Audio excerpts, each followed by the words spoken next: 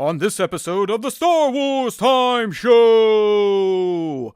Matt will be joined with SWTS DNDer Trevor Williams, aka the 1-6 shooter, because young Nick is being hounded by the Imperial Regulations Bureau.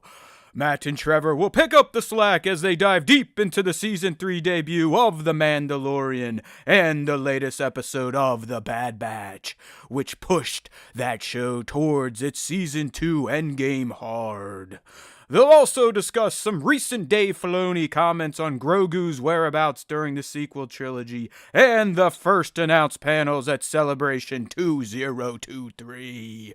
Of course, the show will end with the Question of the Week responses and the latest round of Top 5 Star Wars Fan Artist Features. Punch it, Chewie!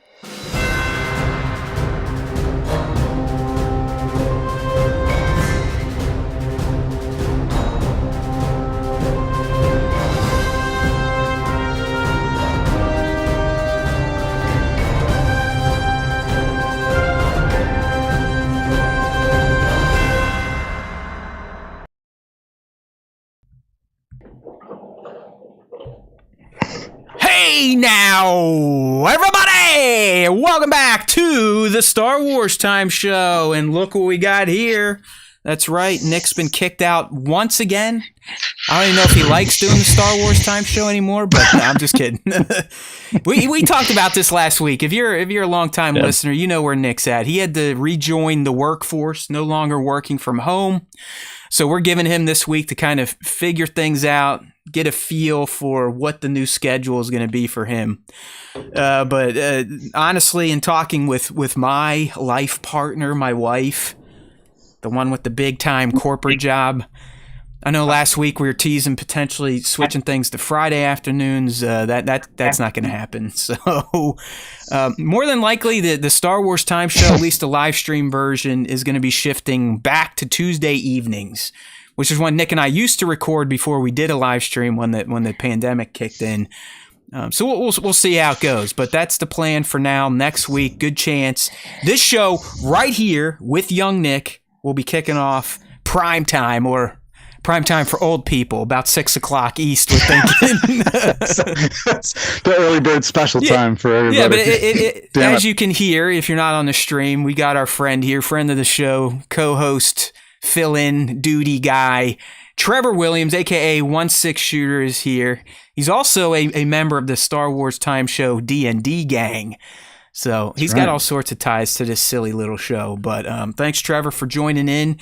This was not a day to do a solo cast because, as you can see if you're on the live stream, and if you're not, you can always join, well, at least through this week, 2:30 p. East on youtube.com/Star Wars Time Show. Next week, check your local listings. But yeah, Tones, I know it's a bummer. Trust me, I was thinking about you.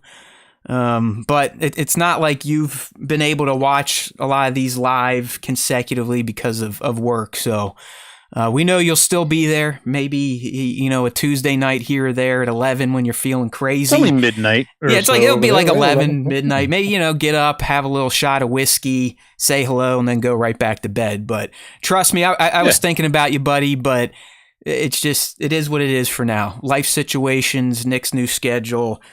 I can't just pawn off my kid on my neighbors on Fridays. The wife can't come home. So it is what it is. All right. So let's get down to it. Usually we talk a little pop culture. I missed Creed 3 last week, Trevor, so I don't have any new movies to talk about. Yeah, I haven't seen it yet.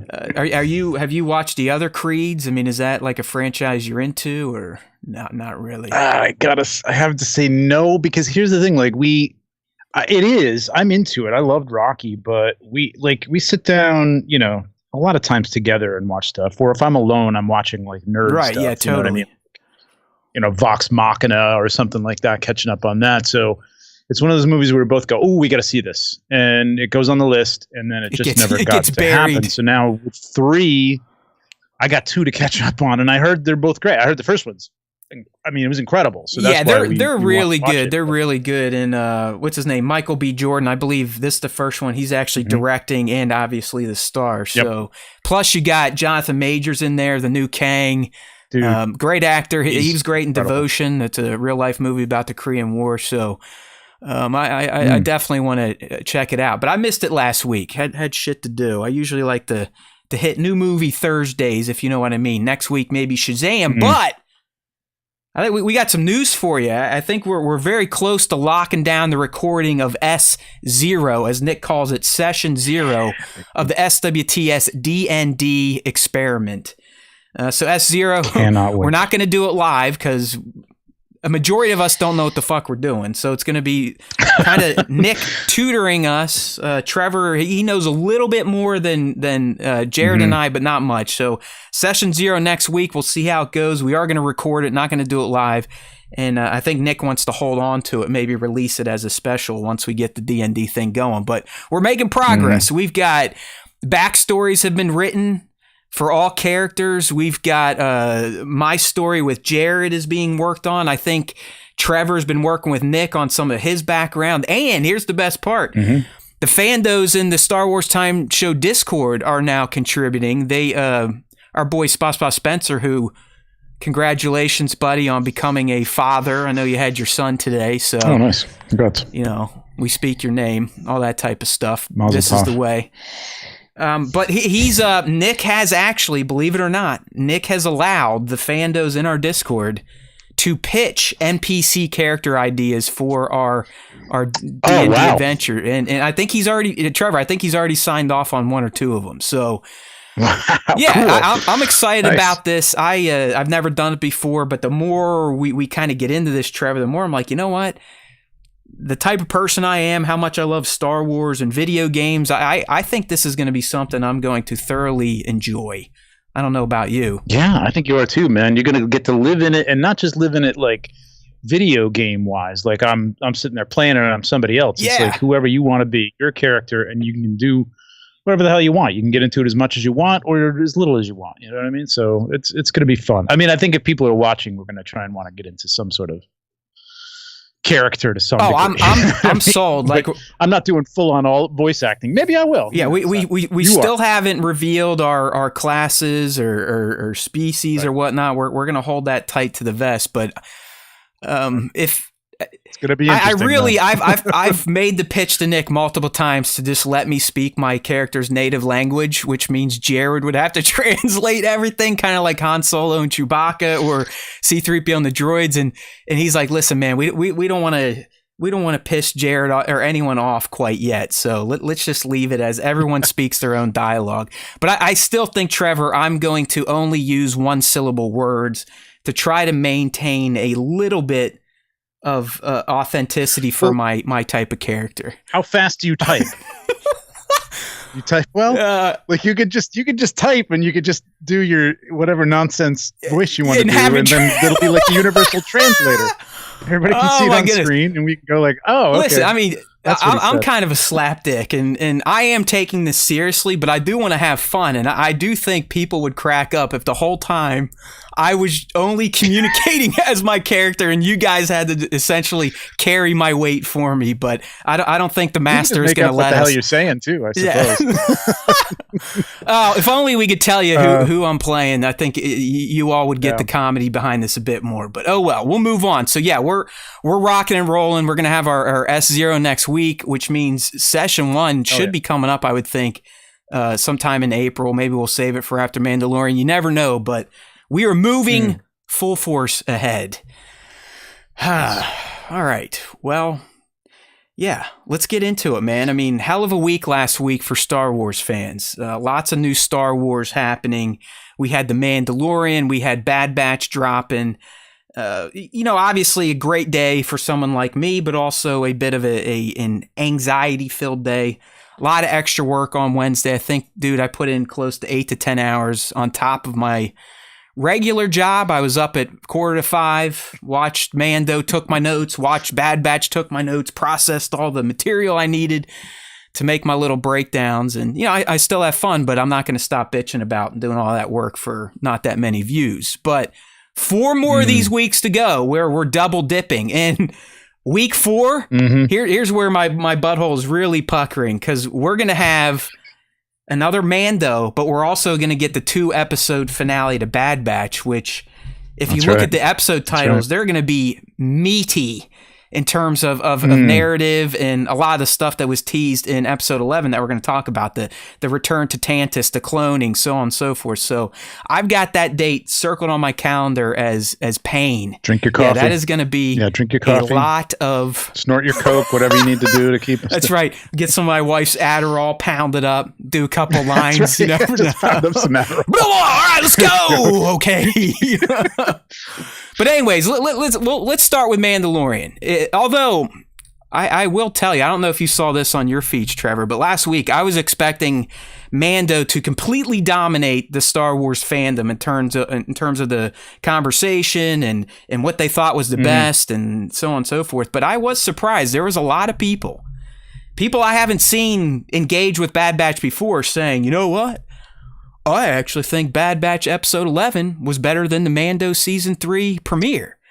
So I wasn't quite there, although I was glad to see Bad Batch getting back kind of on track with its overarching narrative. But let's start with our guy, the shiny boy, as Nick calls him, the bunker boy, the Mandalorian. Okay, so the way we usually do our deep dives, we'll each give our personal review, kind of quick style. We'll go through and kind of highlight some of the key moments. I have some notes that I hope Trevor can help me on. I had a lot of questions. I had some ideas on where things could go.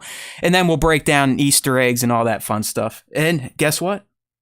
We're going to repeat it all for Bad Batch. So, Trevor, since you're the guest, let's start Mandalorian S3E1, The Apostate.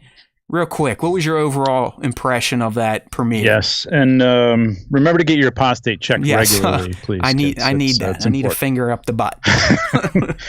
But no, it was great, man. I thought it was a banger opening. You know what I mean? It wasn't. It was. It was a banger opening. What did it have? It had a shootout in the street. We had a space fight with pirates. Yep. We had Grogu. We had Purgles. We had Bo-Katan. I mean, it was packed, man. It was packed, and I thought it was a good, exciting enough opening to setting up some things. IG-11, is he coming back? Is he not? He's coming back. We know he's coming back. But when and how, and there was some things that I guess we'll get into it when we get to the blow by blow. But that I think certain characters are. I don't know, man. I've got my eye on Bo-Katan is all I'm saying. Not trusting her? Yeah.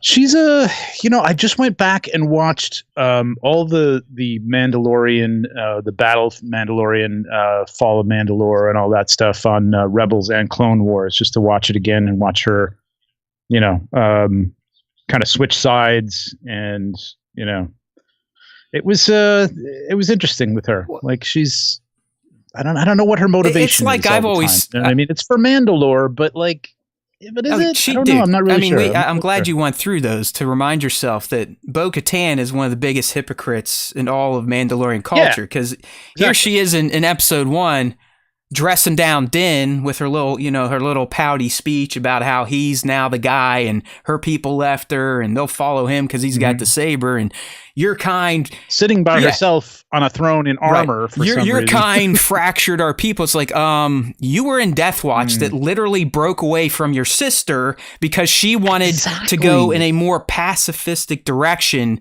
for Mandalore, in particular, the city of Sundari. Yeah. So revisionist history. I've been thinking that for the past couple years. I mean, especially when she's like, "Oh, you're wacko cult," and this. It's like you're one of the first and main cults that fractured Mandalore. You let Maul into the fucking society. You backed him all the way until he killed your sister. Like, what are you talking about? So. And even after he killed your sister, you were okay with it as long as he didn't sit on the throne. Then, that was it. Like, whoa. Yeah.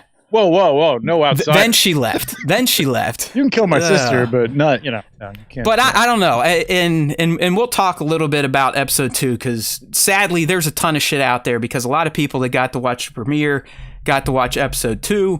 So if you frequent the seedy sectors of the internet like I do, in particular Reddit, I didn't have anything blown out, but I have general notions of what's happening tomorrow, and it's going to be fun. Hold on real quick. We've got Our special guest always shows up about this time.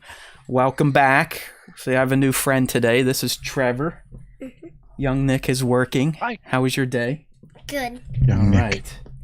We think we're talking Mando. What'd you think of Mando? Did you love it? Yeah. Even on Wednesday, that day I wear my Grogu. Yep, she wore her special Grogu dress to honor the premiere, so she did it right. All right. Have my my Grogu coffee mug. Beautiful. Okay, go. we had our check in there, so yeah, I mean, in terms of my take, and I see this, Rick saying in the chat, is like after watching Andor going to Mando, it seemed kind of hokey. I was very far from that. The Mando, as soon as it started, Trevor, it felt like I was home. I was like, man, this feels comfortable. This feels familiar, but I like that feeling of familiarity. I have to tell you that opening moment almost got me out of my seat. Might have brought a little tear, like tears of happiness to my eyes. Like, hell yeah, they're back and he's kicking ass. Fuck you, Mandalorians that don't want him in your clan. Look what he can do for you, type of shit. And wow, yeah, I'll agree that the episode did wild. It kind of wandered around, but that's what premieres do. People they set up the tent poles for the season. So I'm not going to be upset that there was catch up on. Oh yeah, Grogu's back and the Bo-Katan stuff and checking it in Navarro and going here, going there, going there. I kind of liked. Obviously, I would have loved a longer runtime, but I felt for the short episode that it hit some good beats. Like you said, great Star Wars moments. We had that opening battle. We had a fucking killer dogfight. We had a duel on the streets of Navarro. We had some lore check-in with Mandalore and Kalavala and all that stuff. So the Purgils, and we'll talk about all that shit, obviously. But I thought they packed a lot into it was weird because it felt like a half an hour. It felt too short. Like I wanted more. But at the same time, when you think about everything that was in it and all, like you said, the tent poles that they set up and just things setting up for it's like if you laid those all out and bullet pointed those, I'm like, that's going to be a mess. It's going to be a mess putting all those things up. But I thought they did it masterfully. It was one after another, and it felt natural, the progression of it. And they got a lot in and that's one episode. We're done now. Here's everything that's going to happen. Not that's going to happen, but here's everything that's right. We're going to be revolving around for the next. Yeah, and for those of you that might be feeling like, I don't feel like much happened. There's a bunch of wandering around. All I can tell you, the general sentiment from those that have seen episode 2 are like, just wait. Once you get through this, you're going to be like, fucking shit. The Mandalorian is back. The big things I've heard in these. I feel like yeah, me too. But some fans they need certain things to happen. Certain boxes need to be checked. But I can tell you the big things in episode 2 that aren't spoilers are they've promised you will see the growth that Grogu has had. Okay, you're going to witness that. And the other big thing I'll leave you with without spoiling anything is that one reviewer said it contains the biggest jump scare type of moment they've ever witnessed in Star Wars, if not the first time they've ever had that feeling. And it's not just a simple like fetch quest type of mission day. If it's not hard to figure out where he's going, if you put 2 and 2 together, right? He's got to find droid parts. So where do you think he's going to go to find droid parts? Who's someone that has droids that has helped him in the past? Right. Peli. Right. So he's right, and we know. I think we know. Am I spoiling anything here? That we know that. I think we know that R5D4 may end up. Well, I mean that's in trailers, so I wouldn't consider that spoilers. Yeah. Okay. Well, I didn't. Some people don't want to watch the trailers, so I don't want to. Okay. Well, at this point, people get over it. The show is in season. Okay. if something's in it, it's a Star Wars time show. Yeah, it's fucking. I try to give you warnings, but yeah, Johnny's saying, is this where he tosses that monster out of the cave? That's what it's sounding like to me.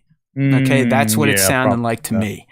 But the interesting thing, like I said, is everyone's saying, listen, you're those of you worried about Grogu and the time he spent, you're going to note there's noticeable growth and the jump scare moment. But like I said, the general the general consensus is this episode really, really kind of puts the pedal to the metal and laser focuses some of those general tent poles that were set up in episode 1. And it does sound like Bo will be back in episode 2. All right.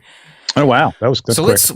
But I have something to say about that when we get to that. So let's go ahead and any other general review thoughts on this episode before we get into some of the top moments and some of my questions I have for you.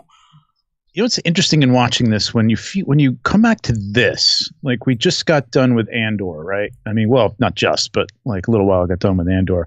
And Andor to me felt like right from the start, man, it was early Star Wars, 77 Star Wars, maybe 80 Star Wars, but this feels like it really just picks up from, it feels like it melds right into Jedi. You know what I mean? Like it's cool. There's just two different feels to those. Yeah. Star Wars. I'm with you. Empire Empire was the transition, and Return of the Jedi had a more modern, contemporary motion picture feel, and this I think just follows right through it. And I feel it all the time. I feel like very comfortable, like you were saying, like in this world. Whereas like Kenobi threw me off. You know what I mean? So yeah. Because it was between a couple of worlds, and it's like didn't quite work. For me, did you not feel like episode 1 obviously probably used some volume, but did you feel like episode 1 there was a fair amount of practical sets used? Yeah, very much so. I thought that was a nice. I mean, obviously the opening segment, the Navarro stuff, there's a lot of practicality there. Clearly a dogfight. He's sitting in a cockpit on in the volume more than likely, but. It did feel a little more real than Kenobi did, which we all have decided now relied on the volume maybe too much. And I mean, how much of the volume are they doing, and how much is maybe CGI overlay? You know what I mean? Like with the hallway when he was walking up to the castle to right. Yeah, is that a full hallway? That's not the volume, because that stuff's too close unless it's practical. But I mean, it's a lot to build if it's practical. So maybe that's just, some CGI, some green screen, the walkway, they're walking up on green screen or something. Right. Might be some old school, prequel stuff there too. Yeah, like when he comes in and lands on that platform, I would imagine a lot of that was a stage within the volume potentially, and then the castle itself and whatnot was volume, or like you said, maybe they just threw up some old fucking blue screens and were like, let's do this George style. It works. Yeah. So I really feel like the visual game was stepped up for Mandalorian here compared to some of the recent Star Wars shows. I just realized I didn't include any images in my articles this week, so fuck it. Sorry, people on the live stream, you're just going to have to listen to us. But let's get into some of the top moments. And like I said, I have more than a few questions and observations from this episode. So starting with top moments, again, sorry in the live stream, I usually like to have some screens up for you, but tough. Watch my video and you'll see the screens in there. But up first, dude, we've already talked about it. It was that opening ceremony. In particular, the rescue. It made me feel kind of like in, I think, episode 4, season 2, when him and Grogu come out of nowhere and save Greef, Kara, and Mithril from the ties chasing them. But to me, man, that was the moment.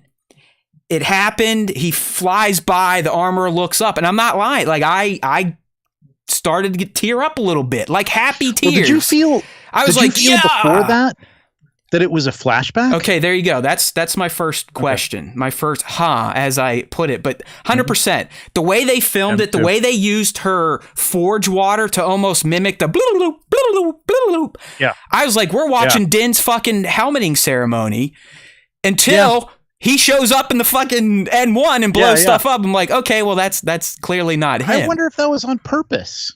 I think so. I think, Rick, he's the guy, Rick Famuyiwa is the guy that directed episode 1. And I'm with you. I think the way they filmed that whole opening was to kind of make us all question, are we seeing something in the past or is this in the present? I mean, it threw me off because, age-wise, excuse me, age-wise, I'm not really sure. I mean, you can't see their faces, so you don't know how old the armorer or Paz Vizsla have aged. But Paz is, either like a real big, maybe he's an older guy or maybe he's a real big teenager or something, or 20-something year old, if that was if that was Din, because Din's got to be in his 40s, right? I mean, that's what we figured out, because he's right around Boba Fett's age. Because if you go back to his flashbacks in season 1, he looked like he was about 10 during the Clone Wars. So yeah, he would be about 38 to 43, I would think. So if he was a little, 12-year-old kid, 13-year-old kid, Paz has got to be like 60. Right. That should have been the dead giveaway, that Paz was there. Yeah, and I wasn't even thinking about it for a second. I was just kind of buying into it. I was well, since we're talking about it, might be him. Do you feel that Ragnar, which is the name of that kid, Wesley Kimmel, Jimmy Kimmel's nephew, that's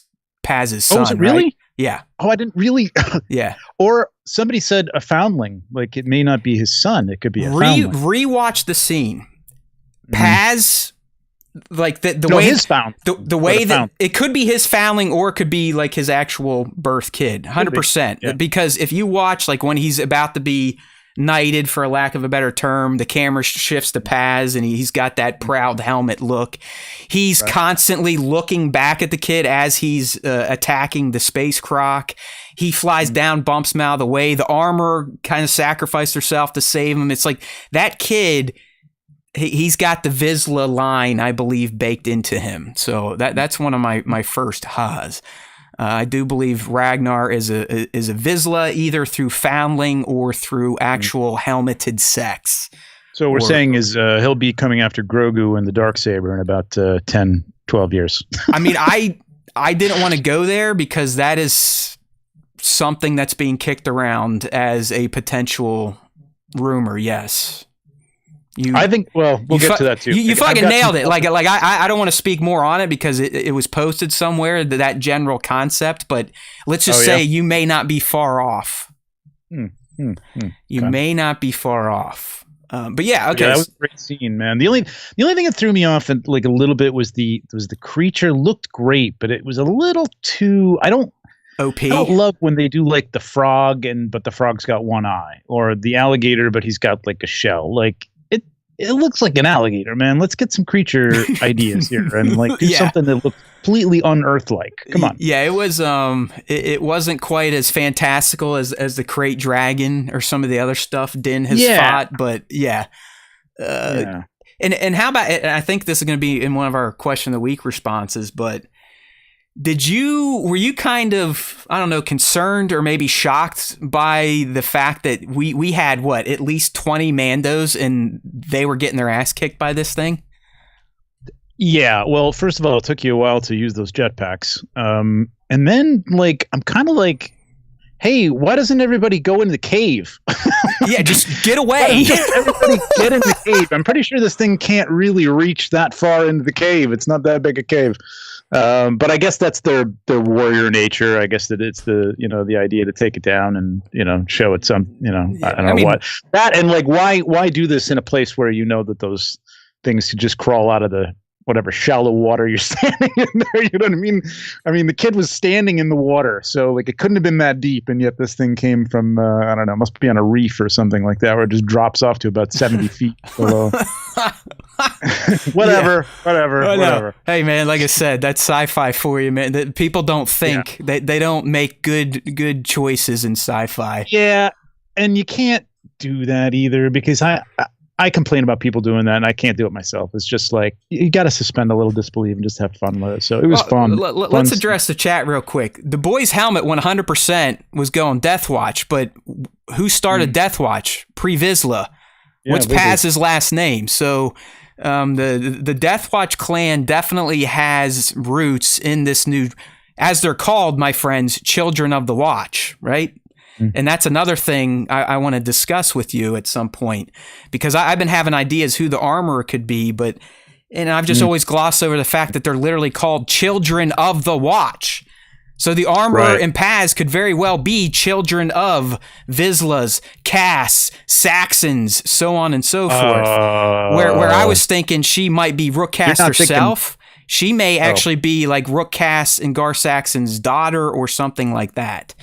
Oh, I was thinking either Maul got busy or something like that. No. Maul wasn't banging the Mandos, but maybe we'll get back to that. But okay, next top moment I had here. I'm telling you. The IG-11 Awakening. I love the obviously the homage to Terminator 1. I mean, that was dead nuts on. Even how they animated it at first when he's dragging himself. I mean, it's just like when they're in the warehouse trying to kill the T-800 there. But obviously, kind of the play is he gonna, what's gonna happen? Can Din even get him back to life? And when he comes back to life, I was kind of thinking, I have a feeling when he turns this thing on, it's gonna go batshit nuts. And sure enough, here we go. This is how you know Din is a new dad. Like, just let's let the kid stand right at his feet and or as the end of his torso. I know, yeah, he's reaching take a out. Chance. Yeah, he's not gonna wake up and want to kill. Yeah. So I liked all that. I mean, if you listen to the show, clearly we talked about a pretty big leak, which now after this episode definitely looks like it is going to end up being true in regards to IG-11 and what they do with his carcass.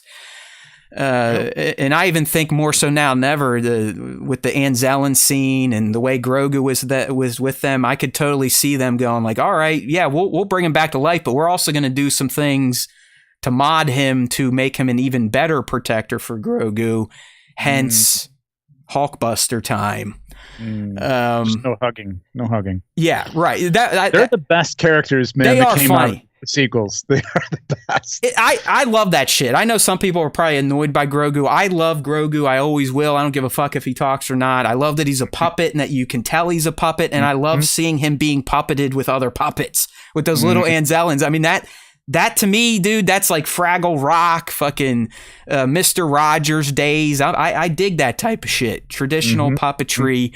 But you're right. I mean, Babu wasn't with them, but his species is fucking fantastic. The way they talk, that whole scene was just fun with Grief doing the translations and everything. Din's like, motherfucker, I can understand them, dude. Like.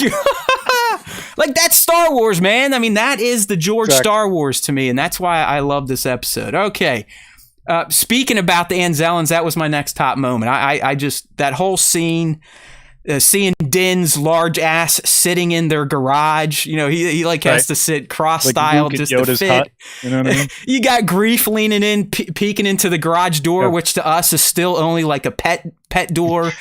And like I said, just the way the Anzellans were talking, like, oh yeah, hey, what I say, yeah, we got no nobody to fix them. And Din's like, what the fuck? They're like little Italian dudes. Yeah, it's just, and in the end, when the hug, as people went, relying on that Grogu shit. I don't care. I'm here for it. Sign me up. He's like, no, they're not pets. You can't squeeze them like that. So, oh boy. All right. Up next, the dog fight. Quite frankly, Din, we knew he's a hell of a pilot before, the way he used to fly that bus around and some of the moves he would pull off. But my goodness, seeing him in an actual starfighter, his skills are definitely up there with some of the best in the galaxy.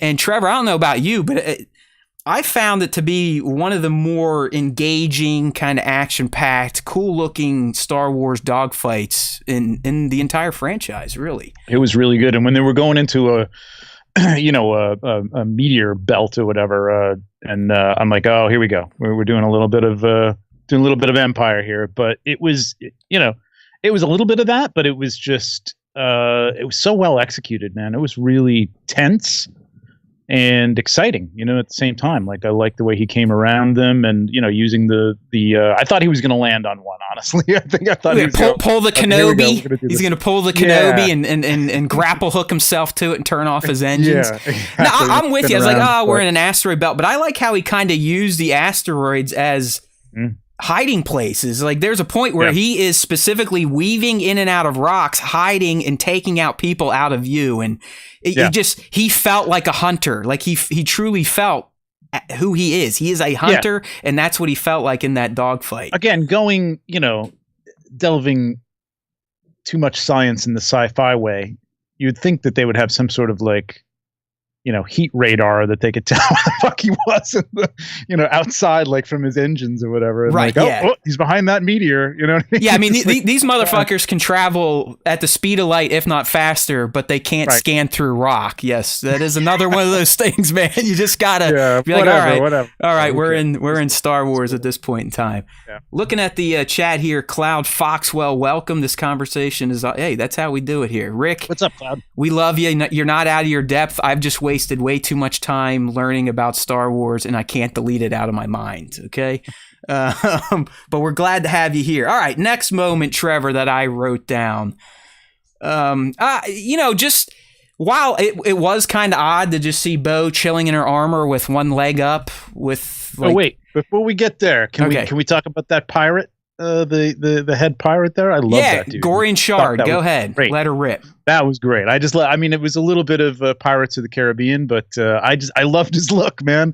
That's a character I want to see more of. I think that could be a very interesting character. That came back again to that practical CG combination that felt real. Like it felt like a puppet, you know what I mean? Like, and it was cool, man. It was like, I was like, ooh, I like that. I want to know more about this. He's definitely unique. Have you seen the memes yet where it's like it's a 4-square meme? You got a picture of a pepperoni pizza in one cell and then Pizza the Hut in the other. And then they have like a white pizza with kale on it. And it's Gorian Shard is the equal on that one. Kale salad. Yeah. You know what? Since you brought him up, I have a ha moment for the pirates in general.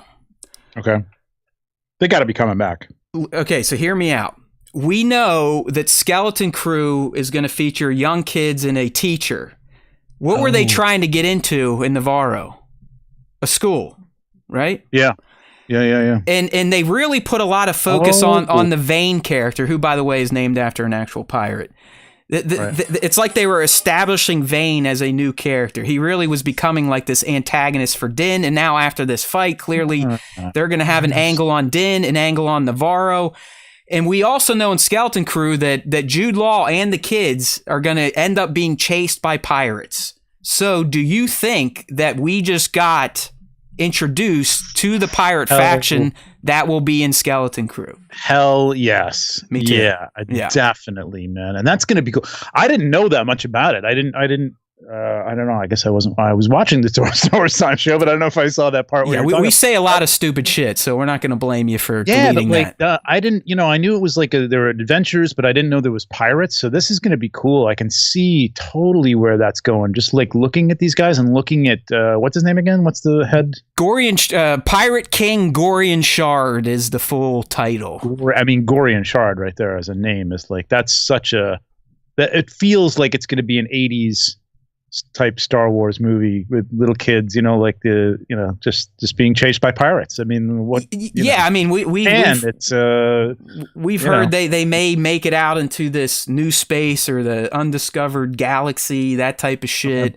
Maybe pirates chase them out there and they all get stuck. Who knows? But it just seems they put a little too much focus on these pirates, too many names, too many close-ups for them to just be throwaway. But the other do you think now it's going to be these pirates that rain hell upon Navarro that we've seen in the trailers where Mando show up and it looks like a battle is taking place?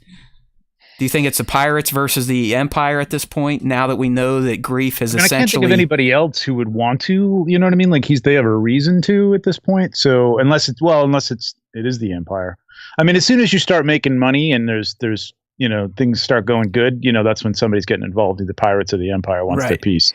I don't know. I'm leaning towards Shard at this point, especially because Din and Greef have now killed many of his men, and Din made him look like a fool by essentially leaving. So yeah, he's going to want revenge. Yeah, I think that's who is actually going to rain hell. And he's coming back for IG, so at some point. So yeah, definitely. And when is Skeleton Crew supposed to come out? Do we know? It's supposed to come out this year, man, but we'll talk about more now we got some of the panels list. I think I have a sharper idea of when Ahsoka's going to drop, and Skeleton Crew may be like a late winter Boba Fett style release at this point in time. So I can see them teasing that and then leaving that as like a hanging plot that picks up there for sure.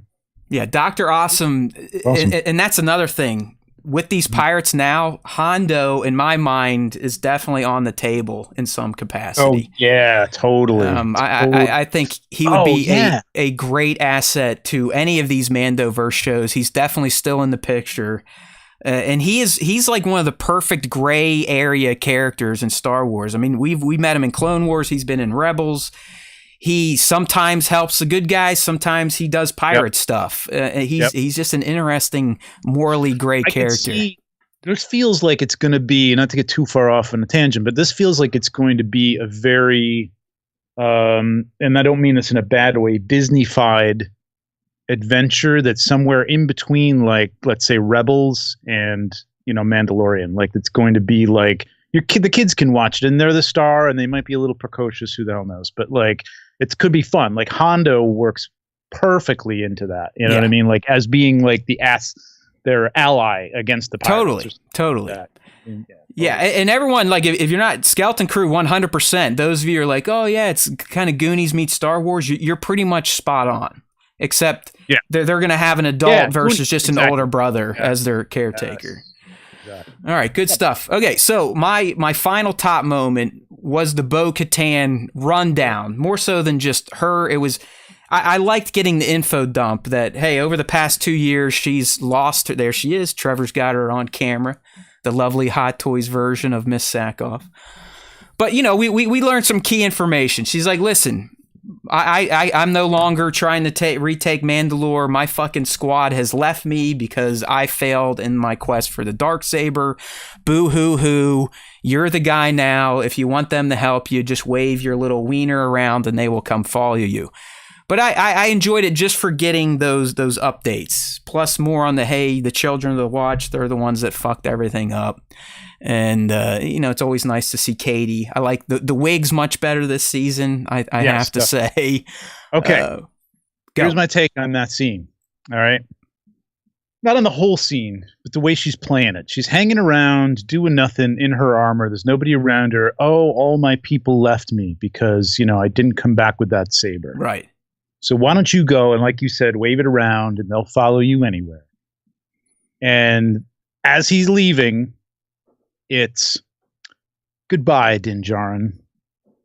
Not see you later, good luck, whatever. Goodbye.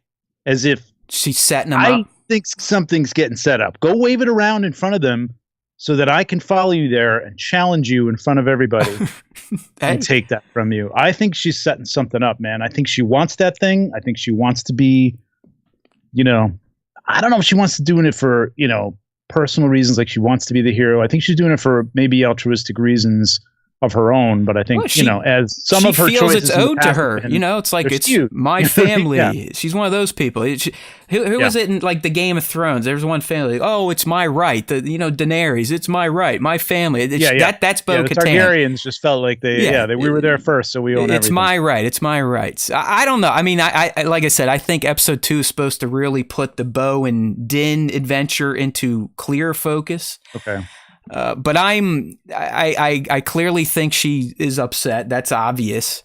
But I don't know if it's upset to the point of she wants revenge and she does want to take it from him, or maybe like I was pitching, what I would like to see is a new understanding of the Darksaber lore by the end of the season, where you don't have to kill someone and take it. It can be gifted, granted, earned in other ways, and people will buy into it. You know what I mean? Okay, this is my prediction.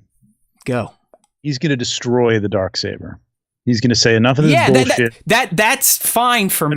Enough of your bullshit with the religion, his people, with the helmet thing. Yes. Enough of that shit. Enough of your bullshit with this worshiping the sword. Right.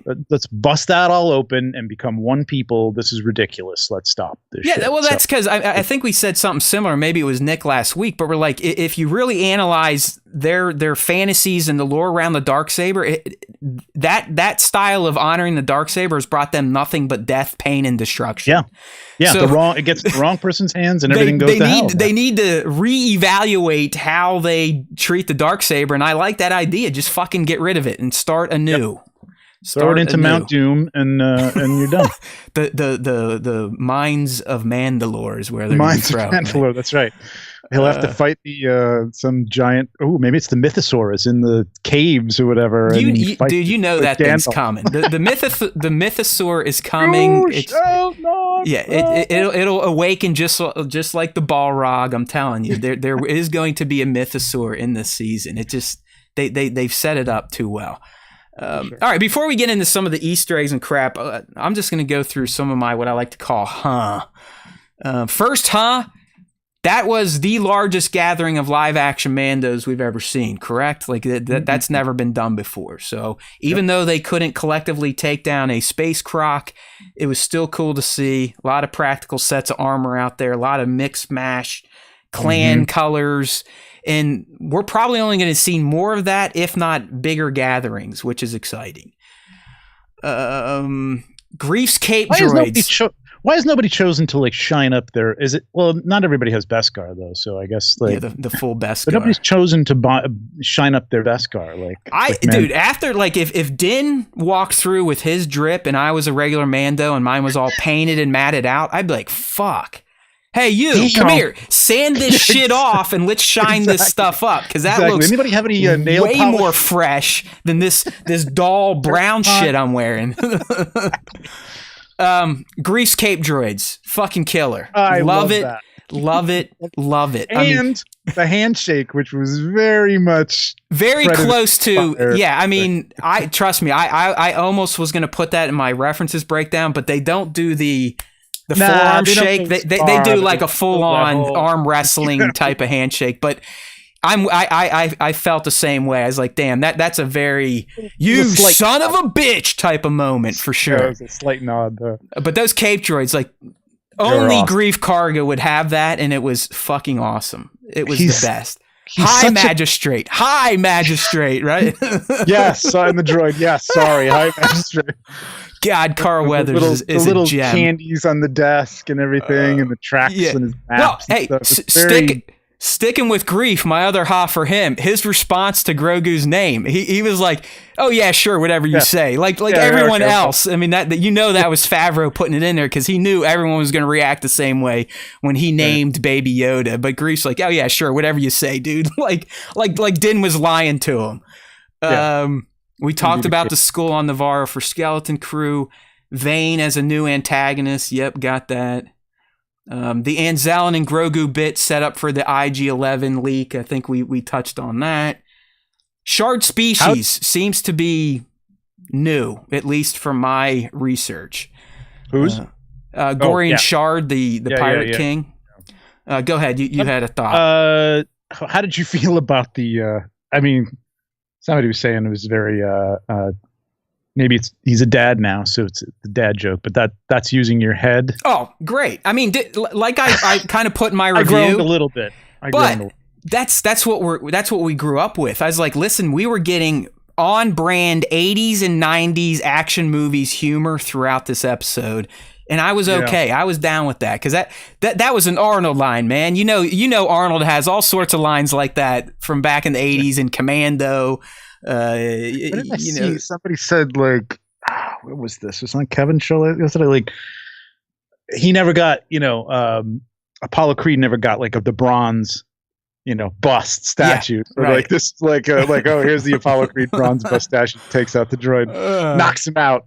I did. I mean, yeah, I was there for that old school, really dry, as you called it, dad type of humor. The way he delivers it just doesn't come out because he's just such a serious. Yeah, that's the thing. Like, Din delivering it probably wasn't the best guy. Yeah, because he is very monotone for the most part, unless he's in an actual action moment.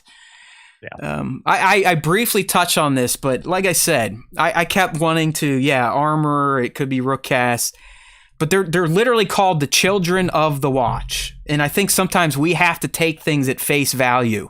So if that is the case, I'm now kind of repositioning that both Paz and the Armorer are probably literal children of Death Watch members, if not Pre-Vizsla, Rookcast, the Gar Saxons, like the real bad ones that definitely did lead to the definitive fracturing of Mandalorian culture, because they're the ones that allowed ultimately the Empire to come in. So do you suppose that, because and correct me if I'm wrong, and I there's a lot of little details and stuff that I missed, but like not in this episode, but in a lot of things. But did this cult that as Bo calls it with them and the not removing the helmets, they never name that, right? That's not like there wasn't a name for that group, right?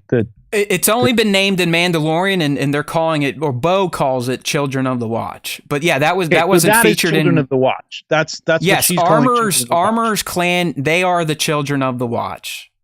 Okay. So all right. So, but at the time of when no, that was past it. That was after it fell. They were still around. But they kind of sided with the Vizslas and stuff. Sided with the Empire.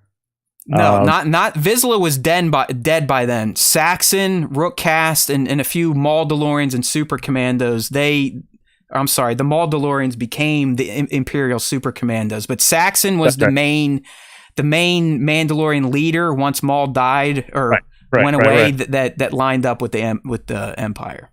So at what point? I mean, that cult must have come about after she took power, or took the dark sword, and just spitballing it. I would assume the reason it's the Death Watch, but they suddenly got more cultish. Correct, because the whole reason just started like, we're never going to take our armor off. We're such warriors that we're never going to take our armor. You're getting there. You're getting there. The reason Death Watch formed in the first place on the moon. I don't know if it was Concord Dawn, but they were on a moon led by Pre Vizsla and Bo-Katan. Like those were the leaders.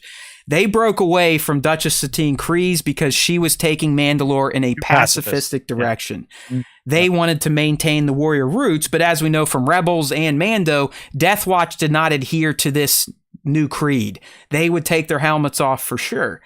So I'm thinking Children of the Watch is as you said, an extreme reaction to what happened to Death Watch after the splintering from Maul and the Empire coming in. They were like, fuck it, we got to go even more hardcore, which is a perfect allegory for religion, man. Like, you know what I mean? Like it can get to that point. Like if something happens to you and you kind of fall apart, like let's get even more. Yeah, and as kids watching, like, oh shit, everything's falling apart. Our parents, they weren't warrior enough, or they weren't creed-like enough. So we got to take it to the next level. Make up even more rules to be like, That's why I'm starting to think Armor may not exactly be Rookcast, but a cast, a Saxon, a descendant of those early Death Watch people. So. And I mean, like, they had the horns. So, and she's got the horns, which is like a holdover. Maybe that's a subsect of it or something. Or well, I mean, if she is a Saxon or a cast, those two in particular were like Maul fanatics. They went and broke him out of prison when Dooku and Sidious locked them up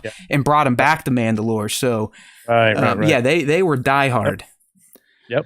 For sure. All right. A lot of people in the chat today. Trevor brings some new faces. You got to like it. We dig it. Chaos is in here. Tones, Dr. Awesome. Jared's here. Nate's here. Look at that. Nate Strong. Oh, Cloud Foxwell, like I said. Okay, here we go. My last we talked about Ragnar is Vizsla's kid, or at least his foundling. And Ragnar, again, that's the name of the kid, played by Wesley Kimmel, nephew of Jimmy Kimmel, who also played the young Tusken in Book of Boba. Right. Yeah. All right, so let's... Ragnar. It's a good name. Viking name, for sure. Anyone watch Vikings with Ragnar Lothbrok? Did you ever check that out? I didn't watch Vikings. No, I didn't watch Vikings. I watched what was it called? The last... oh, shit. I can't think of what the hell it's called. The one that takes place in England, early England, when the Vikings had come over. And got me. Whatever. Anyway.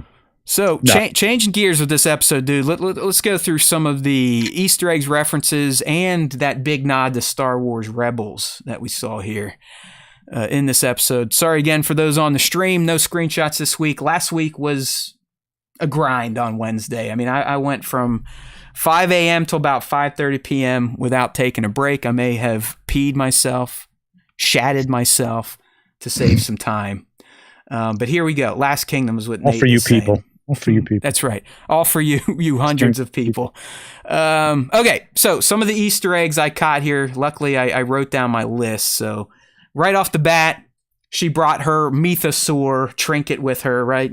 All of us collectors, we can relate to the armor. That's the one thing she has taken every fucking location we've seen her, and it's back in the cave. Held a lot to pack. Yeah, it's a big fucking mythosaur too. They should melt that thing down if it's Beskar, because there's some good metal in there. Ragnar, that's Wes Kimmel. We talked about it. Getting the green trunk, the green chunk of glass. That's like the first time that we've seen glassed Mandalore in live action, like an actual piece of glass Mandalore. We've heard about it. Boba Fett talked about in season 2. Mandalore's been glassed, so on and so forth. But now we've actually seen a tangible chunk. The big one here, and the one I'm just like, wow, I'm so happy they did this. The Purrgil.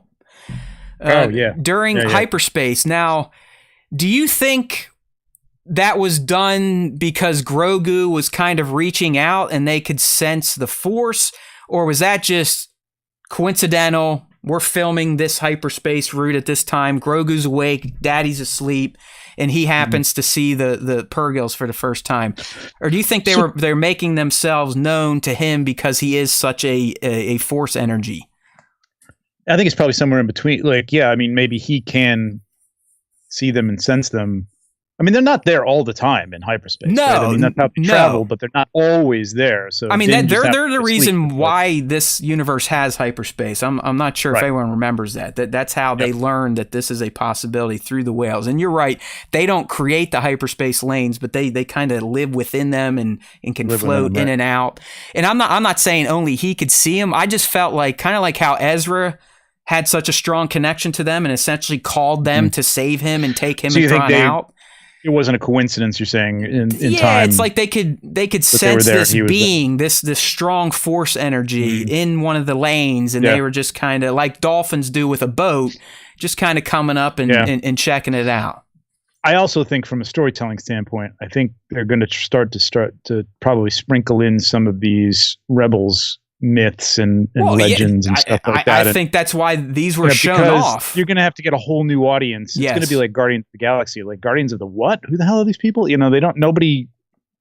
People don't watch the Clone Wars. Forget about Rebels. You know what I mean? So it's like, no, you're right. I'll never get my wife to watch Rebels. Like if she'll watch The Mandalorian, I'll tell her who these people are, but she'll never get the backstory of all these whales and wolves. And it's like, forget about it. So you got to start to sprinkle some of this in if you're ever going to go back to that. And I can't see how you can't go back to some of that when you're going after Ezra. And he literally rode away. That's what I mean. So I think you're spot on. This was not by accident. I do think there's a connection to Grogu, but it also narratively is planting the seeds like, hey, these things, they're going to be a little bit more in your face, important to like Ahsoka or Skeleton Crew when we're talking about getting into the unknown regions. And because they are the things that took Ezra and Thrawn out of the Star Wars galaxy into wherever the fuck they've been. So yes, we need to know more about them. And I think this was a good first introduction to a lot of casual fans. I'm wondering how they're going to do that with if they're going to go back to and I can't see again how they're not going to, but the world between worlds, that's going to be a tricky one for people, man. Oh, the WoW or the WBW. Yeah. Yeah, I don't know, because I don't know if you remember when they did the final season of Clone Wars, they cherry picked like 14 episodes, and they're like, hey, if you've never seen the Clone Wars before, watch this playlist, and you'll be good. So I'm wondering if they may do something similar, like, hey, those that aren't quite as goofy as Matt, you may want to check out episode X, Y, and Z just to get a little in the know. Yeah. All right, so we're talking now the scene where they first land on Navarro, and they're walking through the town. There's a 99 droid chilling. There's a Jabba chef droid. I'm sure everyone saw him because he was so prominent in the Book of Boba Fett. We got the Kowakian space monkeys, the IG-11 statue. The Hydian Way, believe it or not, when Greef was like, oh yeah, I'm so glad we're going to be accepted in the Hydian Way and so on and so forth. That was actually a reference to a Clone Wars episode with Plo Koon, and they had to go and protect the Hydian Way because it was such an important route for trade and transport, so on and so forth. So that was a nice reference. I was surprised the monkeys were still hanging out there. Like I would have thought they were like just going out in the wild. Like they're free to be now. Nobody's cooking them anymore. I was gonna say, good. I'm glad you brought that up, because if you remember in season 1, they weren't hanging anywhere. They were in cages getting ready to be cooked. So, but I'm thinking like they're kind of like New York City pigeons. It's like you know what I mean. Now at this point, it's like, well, we're not gonna eat them anymore, but like they're a pain in the ass. Let's get rid of them. So now they just hang out in the tree on and our heads as we walk by, taunt people and throw shit at them and laugh at them like they would laugh at C-3PO. Yeah. So, everyone was kind of wondering how are they going to handle the care thing. Well, they handled it as they handled it. It's just like, hey, for those of you that haven't paid attention to political news in the past 2 or 3 years, where's Kara? Oh, she's Special Forces now. Okay, thank you. Moving on. Yeah, exactly. And everybody's like saying like, oh, maybe they'll do something with her in like comic books or something. I'm like, I think that's a likeness rights thing. So I said maybe she'll start doing the Dengar thing and just cyborging herself. There you go. Yeah. You can't recognize her anymore. Just mishmash her. Exactly. The Vane pirate, like I said, named after a real world famous pirate, Charles Vane. Look him up. He's a real guy. He showed up in Assassin's Creed 4 Black Flag. Wasn't that Blackbeard? Was that his actual name, or was that something else? Well, you know what? That show, wasn't there a pirate show for a few seasons? Black Sails or something like that? Yeah. But, Charles Vane is a character on that show for sure. Oh, okay. Okay. It sounds very familiar. I'm going to look it up. All right. I know Blackbeard had an actual name, but okay. It could be. I just know he is legit. Everyone's popping chubbies over your oh no, that was Edward Teach. Your 1/6 scale collection, Trevor. Everyone is vigorously masturbating over it right now. So they dig it. How many shelves do you have? Detolfs I have 5, 6, 7, 8. And do you limit how many figures per shelf? Do you have a cap? Can't anymore, man. I can't. I got to cram them in there. Right. I've got pack shelves over here, which are packed. What's the most Hot Toys you've jammed in the one Detolf shelf? A Detolf? Yeah. Probably the Bounty Hunters. I had them all in there at one point. So I've got 8? them all. More than 8? The Empire. That's how many is that? 1, 2, 3, 4, 5, 6. 6. Okay, yeah, it's crammed, man. I mean, I'm doing the same. 5. Yeah, I'm doing the same. I only have 4 shelves. I definitely need to go add a 5th, but at this point, I'm already having to stack at least 6, if I can, 8 per shelf. Yeah, I know some people do like $120. Yeah, now. Fuck that. $120. Yeah, you people that are able to display like 1 or 2 figures per shelf, good for you. There's no way. There's no way. All right, back on track here. We talked about the IG-11 Terminator reference. That was cool. We got the Anzellans, a nod to the sequel trilogy. Kalavala was actually discussed in the Clone Wars. This is the first time we are seeing it in live action, though. They discuss it because it's the home of Clan Kryze, so it has been in lore before today. And then to end our references and eggs for this episode here, Bo gave us the Sundari mention, which is the domed city that we've seen featured in Rebels and Clone Wars, and the one that we get to see blown up in the Book of Boba Fett during the Night of 1,000 Tears, a.k.a. the Purge. So that's where they're headed. It does not seem like they're going to get the Mandalore quite yet. Like I said, it seems like episode 2, we're heading to everyone's favorite, familiar, overly used location. I'll leave it at that. I think you can kind of figure out which one that is. We'll be touching in with a favorite character of mine for sure. I love her. I really hadn't. I had no clue that Amy Sedaris looks the way she did. Like I saw her like pictures from the premiere, and she looks nothing like Pelimoto. Like they really that little fro wig completely changes the way she looks. I won't go off on it, but her brother is David Sedaris, who's a hilarious writer, like essayist. Like fucking hilarious. If you ever get the chance to go see him live, hilarious. Pick up any of his books, especially audiobooks. The way he reads is great.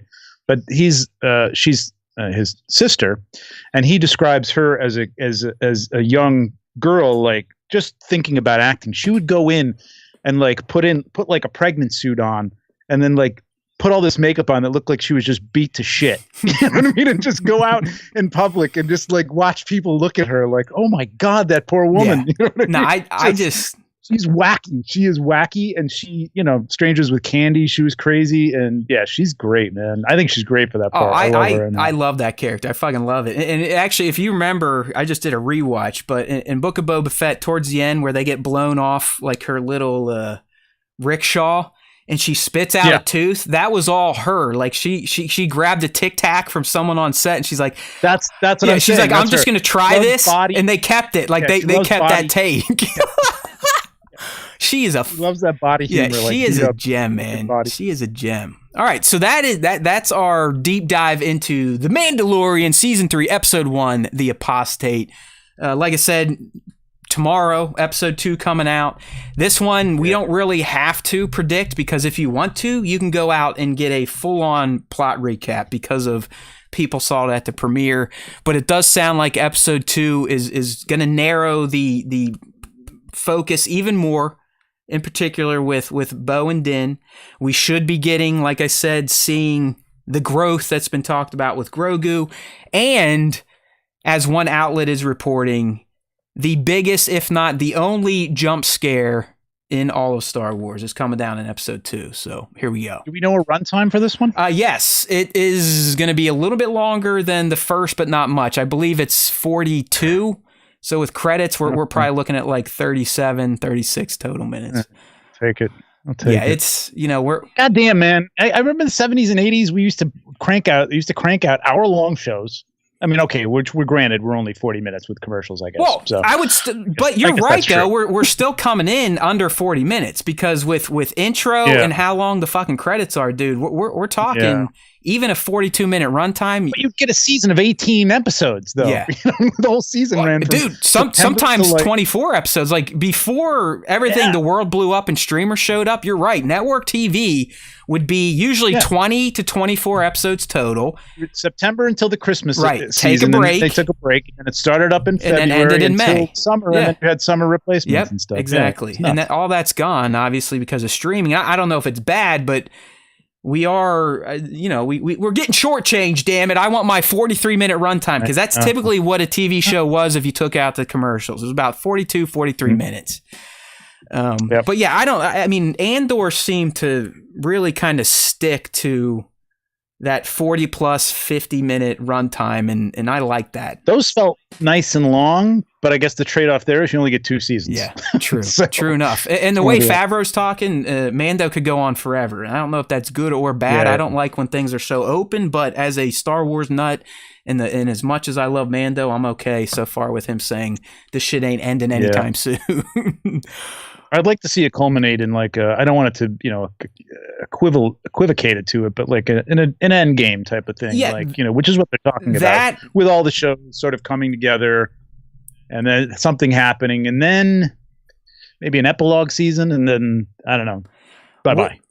Maybe we'll see you in a movie or something. As long as The Mandalorian, when it's all said and done, doesn't lost itself in terms of Lost was a fucking fantastic show. Oh yeah, fantastic! Exactly. I stuck with it till the end. In the end, is like, did you guys really know what you were doing? Did you really know what you were fucking doing? No, you didn't. And this is what we ended up with. I think everybody, end of the first season, into the second season. Oh, I think they're dead. And I think they tried to no.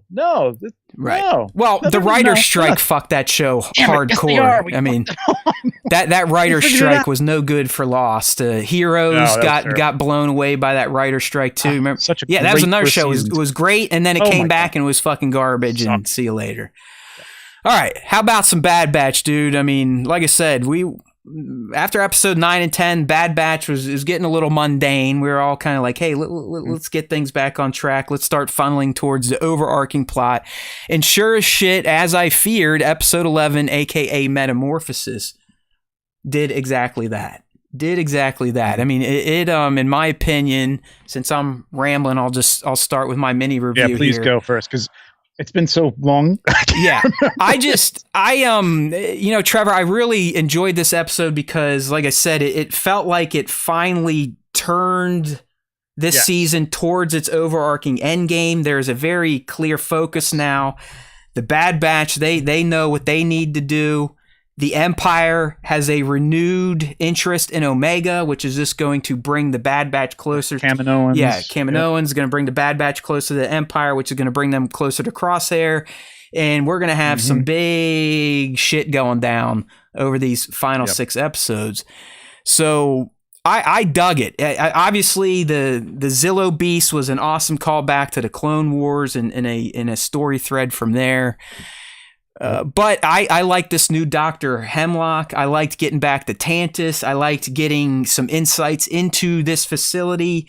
And the fact that he just came out and said, like, listen, this is all for fucking Palpatine.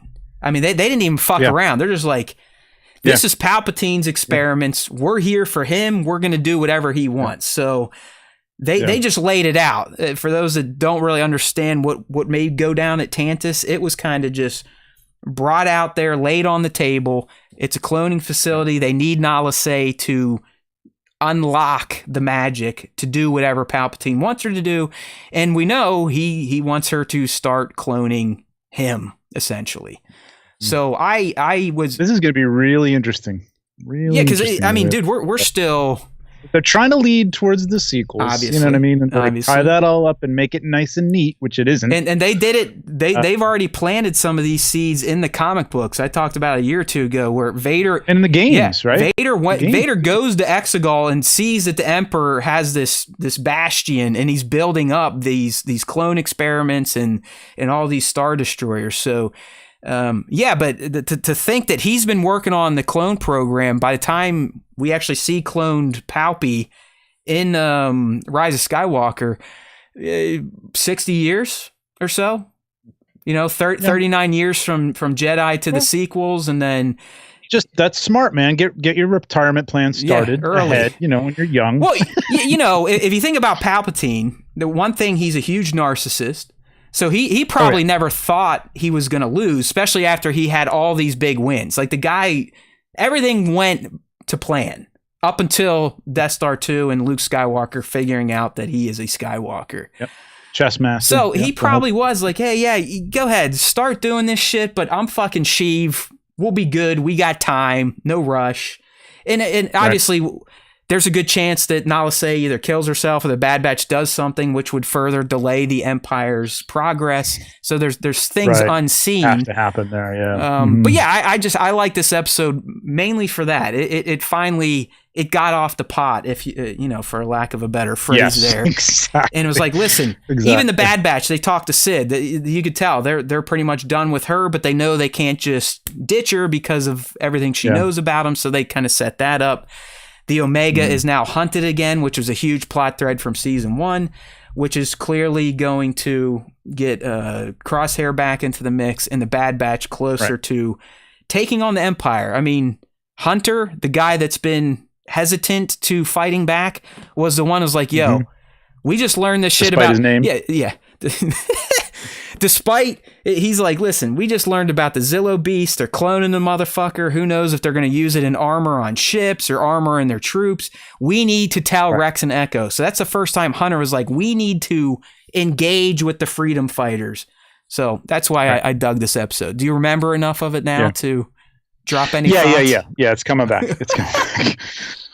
But you know what? I just wish the only thing... can we... First of all, side note, did you see this Hot Toys Tech and Wrecker? Yeah, I was pissed. I usually like to do a cheap little reel to make $1 or $2. I did not get that out, but yeah, I think they look great. Oh, so good. Anyway, I would love if I'm not really sure because I know it's Dave, and I know it's a cartoon that's meant to be sort of all ages, although they're getting a little more violent than they used to in Rebels and Clone Wars. Yeah, I would say so. But just like I feel like at least in every other episode, there should be something that ties into the thread, even if it's an outside thing. You know what I mean? I'm thinking the way like speaking of Dungeons and Dragons, the way some of these guys weave these stories in and out, and like something you don't think that is related to this suddenly comes back, and like, oh my God, that's why they went there, and finding that stuff in the mine led to this, which led, you know what I mean? Like, but it doesn't feel like there's a lot of that going on. It feels like I don't know if filler story, but like, I mean, I don't know what to call it. It's just like it's a side story. There's some character. Yeah, there's a little bit of character involvement self-contained, there. Standalone. Yeah. I mean, 9 and 10 for sure were probably the biggest offenders to that. Yeah. And I was wiggling, trying to not say filler. And you're like, oh yeah, but they did come to this realization. So there was some character growth. They got the Marauder back, so there's that. Character. Yeah. But this episode, if there's enough character growth to it, but like this brought it back on track, and like, oh, okay, all right, this is what we're talking about here. Yeah, Omega, like what is she? Where, she's what's she the key to? Well, that's we got to remind everyone the reason they want her, the reason she's so important is A, Nala Se has affection for her. It's like her kid, but B, Omega is the only sample left outside of Boba of the untarnished Jango Fett jizz for. Okay. It is a Star Wars time show after all. Okay, so top moments from this episode. I kind of talked about this one, but I really enjoyed the info dump on Tantus from the Doctor about. Yeah, Dr. Hemlock's a little too on the nose, but like that's okay. Is that a reference to something? Because just the Hemlock, right. In terms of a little bit, but we'll talk about who voiced him. By the way, he's a guy from another show or an HBO show. Some of you probably got into, but I just as I said, I like that info dump. I like that character. It seems like, do you kind of feel like Hemlock is going to take over for Rampart in terms of he's going to be like our new antagonist for the Bad Batch? Yeah, he could be, and I know what you're saying. Like, it's an interesting character because he's very. Kind of soft-spoken. But evil as fuck. Like, you can tell he's bad news. Fuck, yeah. Which is kind of like Hemlock. Yeah. It'll kill you. But, it tastes kind of good. Yeah, it looks nice. You make a nice tea out of it. Smells good, but it's deadly. No, that is a great point. But, we were just talking about, we need Bad Batch to actually move things along or tie in, get some through lines. And really, that scene gave it to us. It checked back in on Nala Se. There's a part of me, he's like, oh, she probably was like, cool, I'll keep working. But no, she actually has morals and ethics. And she's like, fuck you, I'd rather rot in a cell than die because you guys extincted my race and fuck you.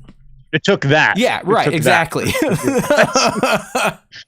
But just people and using them for the Palpatine stuff. I mean, that anytime he's brought up and we get just a peek under the hood at his long game plans, I'm a fan of that type of shit.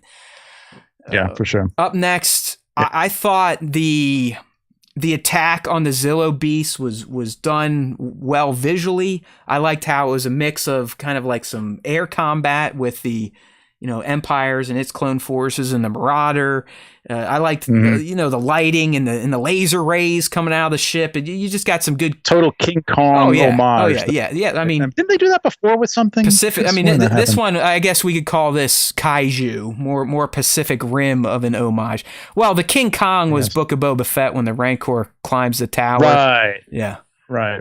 But he did kind of the same thing, wasn't he? Climbing and they were zooming around him and shooting at him and stuff like that in this one. They had him. I think they had him penned. He's on some power tower. Yeah, he's like sucking the energy, and you had 3 lats kind of pen him in, and then the destroyer came in and shot the numbing laser at him. But I think before that, just that scene where he was up there and swatting at stuff. But all that looked great. I even like how it started very alien-esque on that transport ship, and at first I was like, me being the dork I am, I'm like, is that a Zillo Beast? It doesn't look like it, but it's got flat feet and the fact that it's chewing on power. I was like, nah, maybe it's not. And then when it starts growing and Tech's like, oh, hey, by the way, this is the thing that attacked Coruscant. I was like, no shit. They're finally paying off on that, because if people forget, in the Clone Wars, I think this was at least a 1 or 2 episode arc with the Zillo Beast.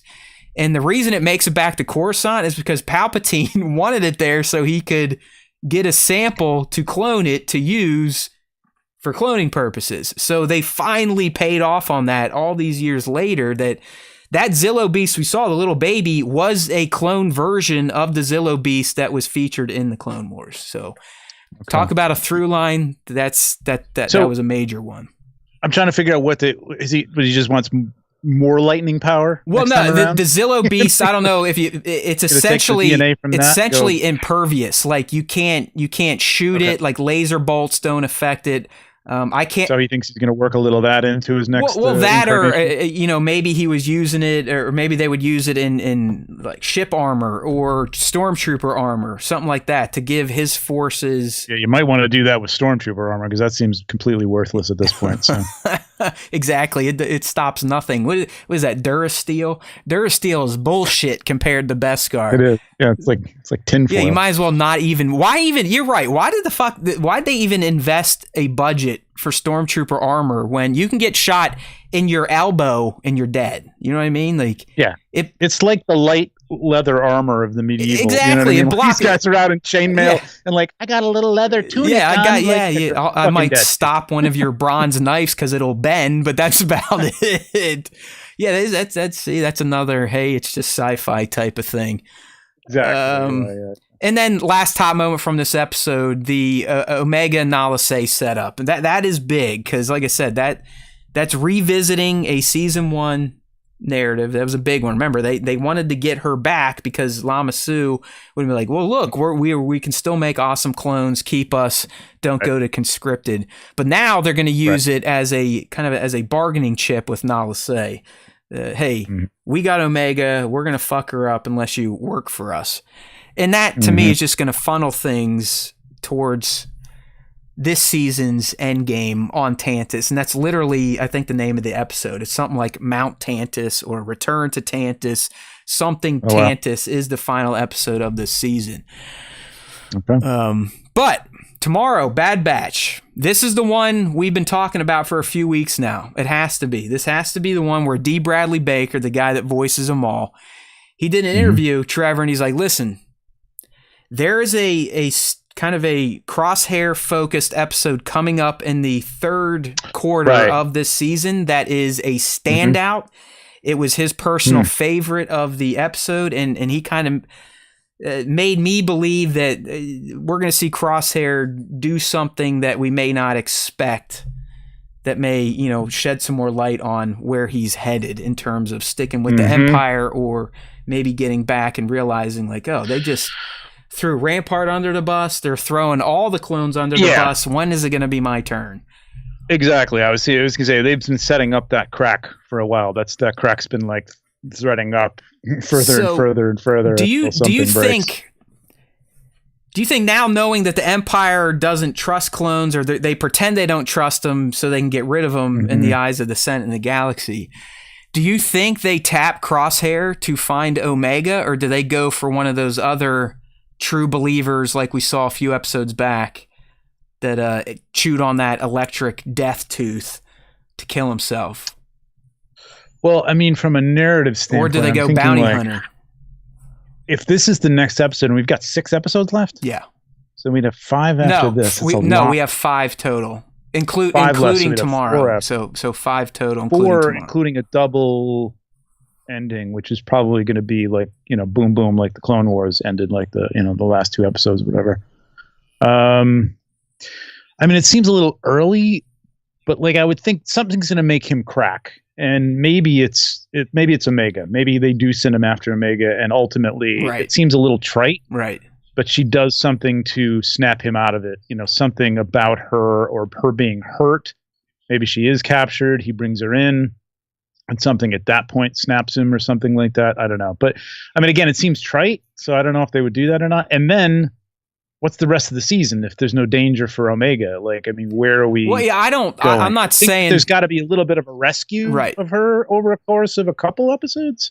I have a feeling maybe that's towards the end. I have a feeling by episode 14 she is going to be captured. In 15 and 16, the 2-part finale. That's what that's going to be. So I think tomorrow in 12, that is going to be the Crosshair episode, and it may just be focused on him Nothing about Omega. Maybe we pick up and kind of figure out what he's been doing after the clones have essentially been thrown under the bus. Rampart's locked up. So we'll catch up. And then episode 13, maybe he is... But I wonder why that's his favorite. I wonder what makes that his favorite. Obviously he couldn't go into it. He just said, listen, it's a standout episode of the season. Crosshair is probably my favorite guy. And fans are going to be hopefully as impressed as I was with this episode. Maybe he's overselling, but this should be a banger on Wednesday or whenever you're listening to this little show. It was a banger. Usually, I mean, if you're a voice actor or something, there was something in it that made you stretch or had to do something, right? Some dramatic work in there. So there's got to be something going on, maybe with just character. So tomorrow. If you all are like me and you can't help yourself and you need to watch this stuff as soon as possible, it sounds like we're in for an even bigger treat than we got last week from both The Mandalorian and The Bad Batch. Episode 2 and episode 12 here should be ridiculous. So strap in, get prepared. Before we leave Bad Batch, we'll rattle off a few of the Easter eggs and references. I said this already, but anyone born in the 70s or 80s or even before that, I don't care. When you saw the opening moment of Bad Batch, you had to get alien vibes. I mean, I almost felt like we were looking at the Nostromo. I mean, the lighting, the eeriness, the beeping, the haze, the atmosphere, the clone just running around looking in the rafters. It was dead on. Loved it.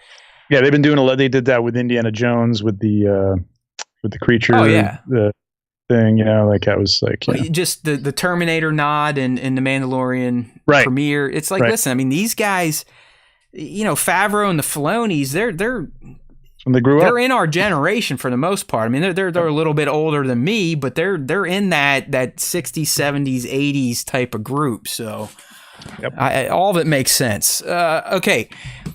Trevor, if you remember when they land on Tantus, a new female scientist kind of shows up. She's got those red glasses on. Her name's Amiri Carr. She seems to be Hemlock's assistant. Anyways, she is voiced by Keisha Castle Hughes, who played the Queen of Naboo in Revenge of the Sith at the funeral. And more recently, she was one of I think they're called the Sand Sisters in Game of Thrones. So the oh, really? Yeah, Pedro's like those girls. Not the main one, not the what was her? She's an actor. I can't remember her name, but that's not her, I don't think. Yeah, she was one of the she was one of the three. Like there was three sisters, she was one of the three. If you saw her, you'd be like, "Oh yeah, I know exactly what you're talking about." So, refresh my memory in Revenge of the Sith. She was a young queen, like kind of all in white, had one of those Asian-inspired headdresses on. So she was a little girl, and then yeah. She was young back in the early 2000s when they would have shot that for Sith. But like I said, more recently featured in Game of Thrones. Well, we also got Tantus and Nala Se references, some callbacks from past seasons. Yep.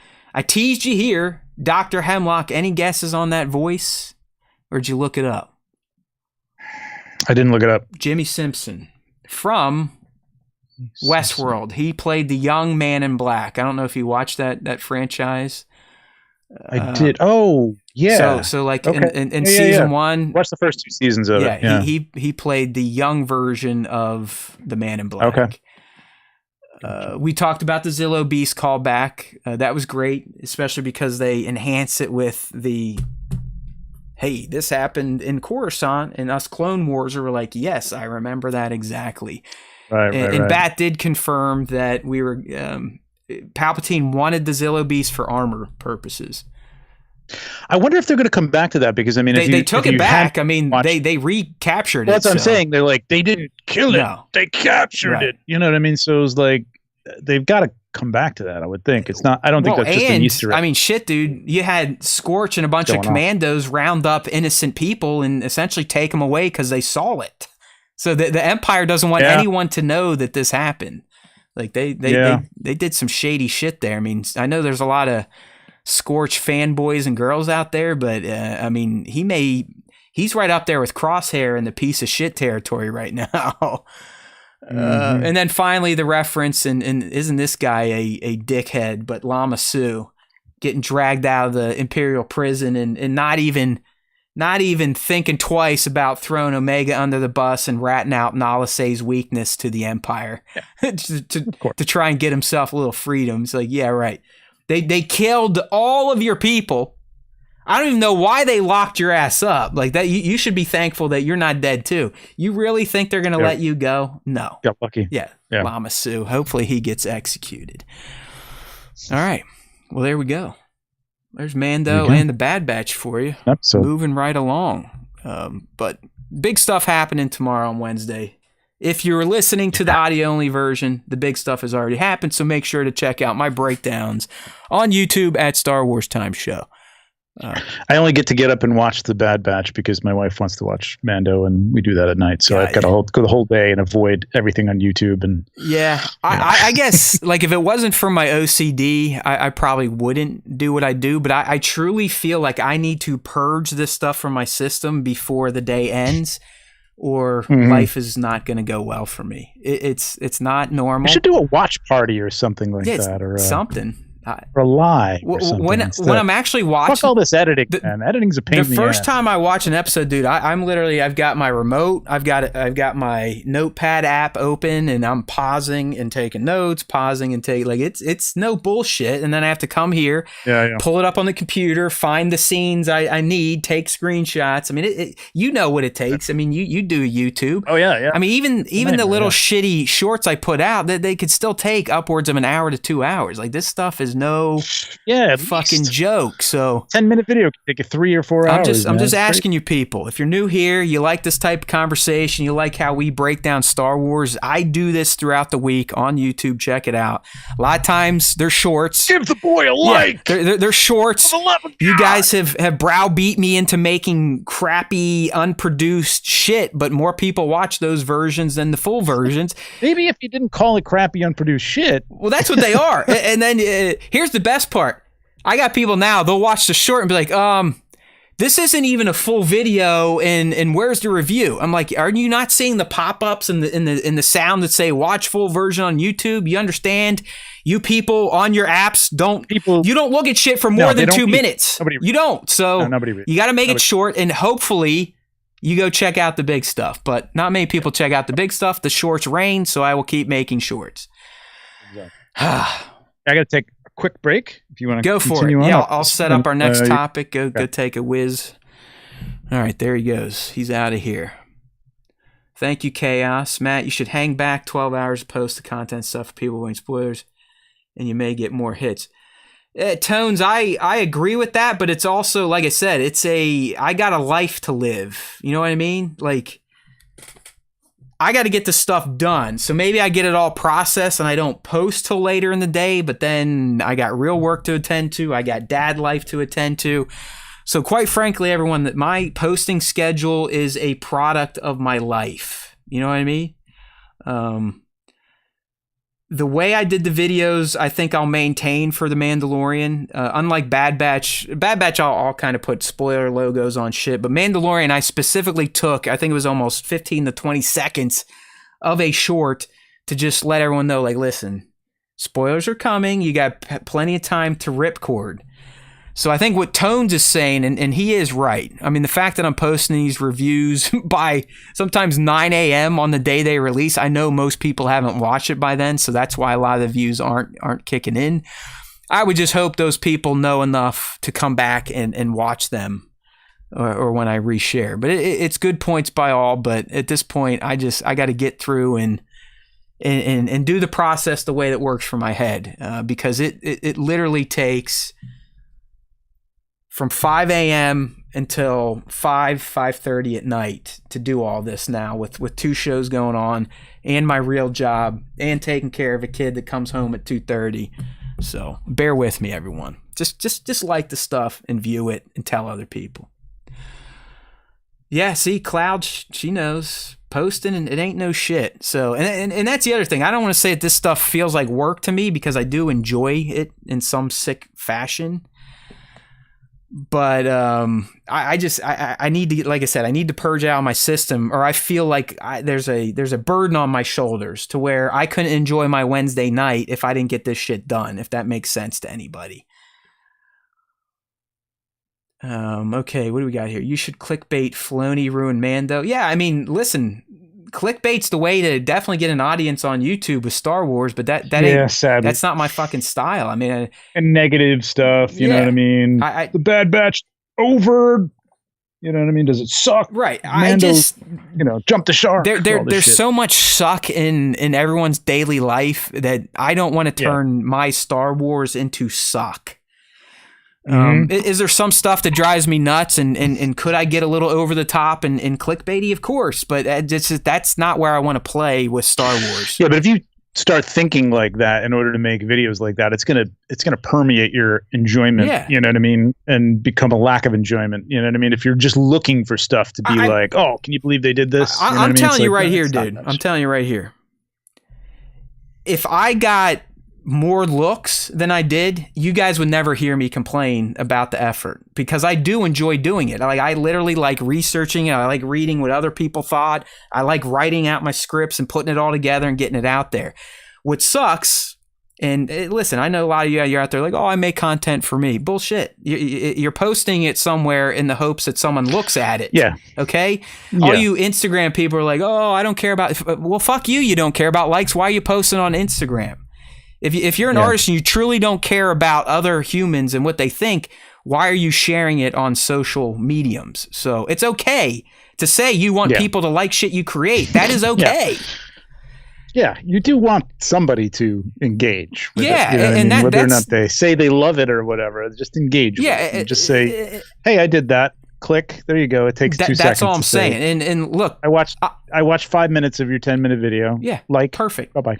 And that's the thing. It's like, I think we have great dedicated fans. I love the Star Wars Time Show fans. There's not enough of them. But you can see it in here in this live stream chat. There is a little community, and they are like-minded individuals, and they can deal with my... As much as you berate them. That's why I love them.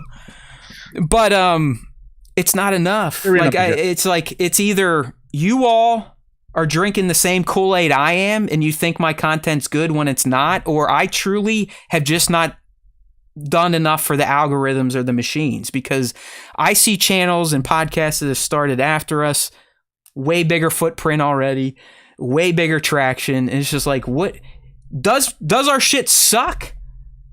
Or are you guys all rubes? I don't know. Like, are you truly fans, or could the content be better? You know what I mean? Like, I am a realist. No, I think your content, I don't know if you want to go into this now, but I think your content's really good. I think it's like, again, like maybe, just have chatbot write some like tantalizing headlines, you know what I mean? To get people. The Mandalorian's a meandering bitch. Something like that. Will Grogu die? You know what I mean? Yeah. It's like, oh shit, I don't want. What do you mean, Mr. Grogu gonna die? And then you just go into talking about like 10 minutes of stuff that has nothing to do with Grogu dying, and at the end, like, well, we don't know what's gonna happen to Grogu. Yeah. At some point, he's gonna die. I know. Come again. You're not wrong. Like, I mean, wait a minute. People are gonna click on stuff if it's extremely polarizing, but it's hard for me to do with Star Wars. Like, there's this guy Emergency Awesome who's like, I don't know, call, well, whatever, he's not watching this. He doesn't know who I am either, but like, he does some good stuff, but like, he'll like, oh, look at the new, the X-Men trailer. And it's like, what? There's no, I know there's no X-Men trailer, but I got to click on it. And he just talks about what it might be, or we saw a glimpse of this, and it could be, lead into, and it's just, he leads with a little bit of bullshit, and then, follows it up with like, well, I don't watch it anymore, honestly. It drives me nuts. I'm like, fuck you, man. You don't have, like I said, I've been doing this. I've been creating content in various genres for 13 years now. I did better in the video game side, but Star Wars, it's just like, no, it's like no one wants to play because I guess I'm not controversial enough in my topics. If you listen to the fucking show, I'm going to say shit that you probably think's controversial, but it's getting you there for the show. It's like we got this, where'd they go? Cloud Foxwell. First time watching this, they dig it. I want to know, how did you find out about it? And now that you dig it, are you coming back? Yeah. Like, how do people find this type of stuff? Me, Cloud's comes in a lot of our streams. All right. So, Well, see? and I know Cloud. Cloud lives down the street from me. There we go. But that's what it takes. You know what I mean? Like, I don't know, maybe some more, I'm not saying having me on every week, but like get some more like guests and you do. Well, yeah, I mean, that's why something. I've pitched reaching out to some of the bigger channels like Star Wars Explained, trying to either get on their show or bring them here to get more eyes on this show. Yeah, that's a tricky thing. I go through the same thing with my 1/6 show. It doesn't. There's a whole lot of 1/6 shows out there. It's kind of similar, and I'm just not in. I'm penetrated the clique a little bit, but I'm not quite in with the cool kids yet. So it's tough to like just say, "Hey, come on my show." But that is the way to go. Like, just start bringing people on the show and. Whatever. I'm with you, man. Anyway, thanks everyone. I love this type of stuff because I mean, listen, I'm a big fan of data. I love analytics and just hearing feedback from Bees Mobile. I started watching this show when Bad Batch came out, and I heard it on Pandora first. That's the stuff I like to hear. Like, how do people get here that aren't Instagram people? Because we had a lot of motherfuckers by design come over from the toy community and Instagram because that's what I knew. I should try to get Star Wars Meg. Yeah. Listen, I know Meg's in with, she's in with making Star Wars, and I've been on his show before. We've talked about bringing him over here, so it's getting there. I feel like right now that we're in new Star Wars, let's get past that, and then maybe I'll start talking to some of these other channels. But right now we got there's too much shit to talk about. We got Mando going on, Bad Batch going on, Celebration coming up the first week of April. Who knows? Ahsoka maybe late summer, and then Skeleton Crew maybe to round out 23.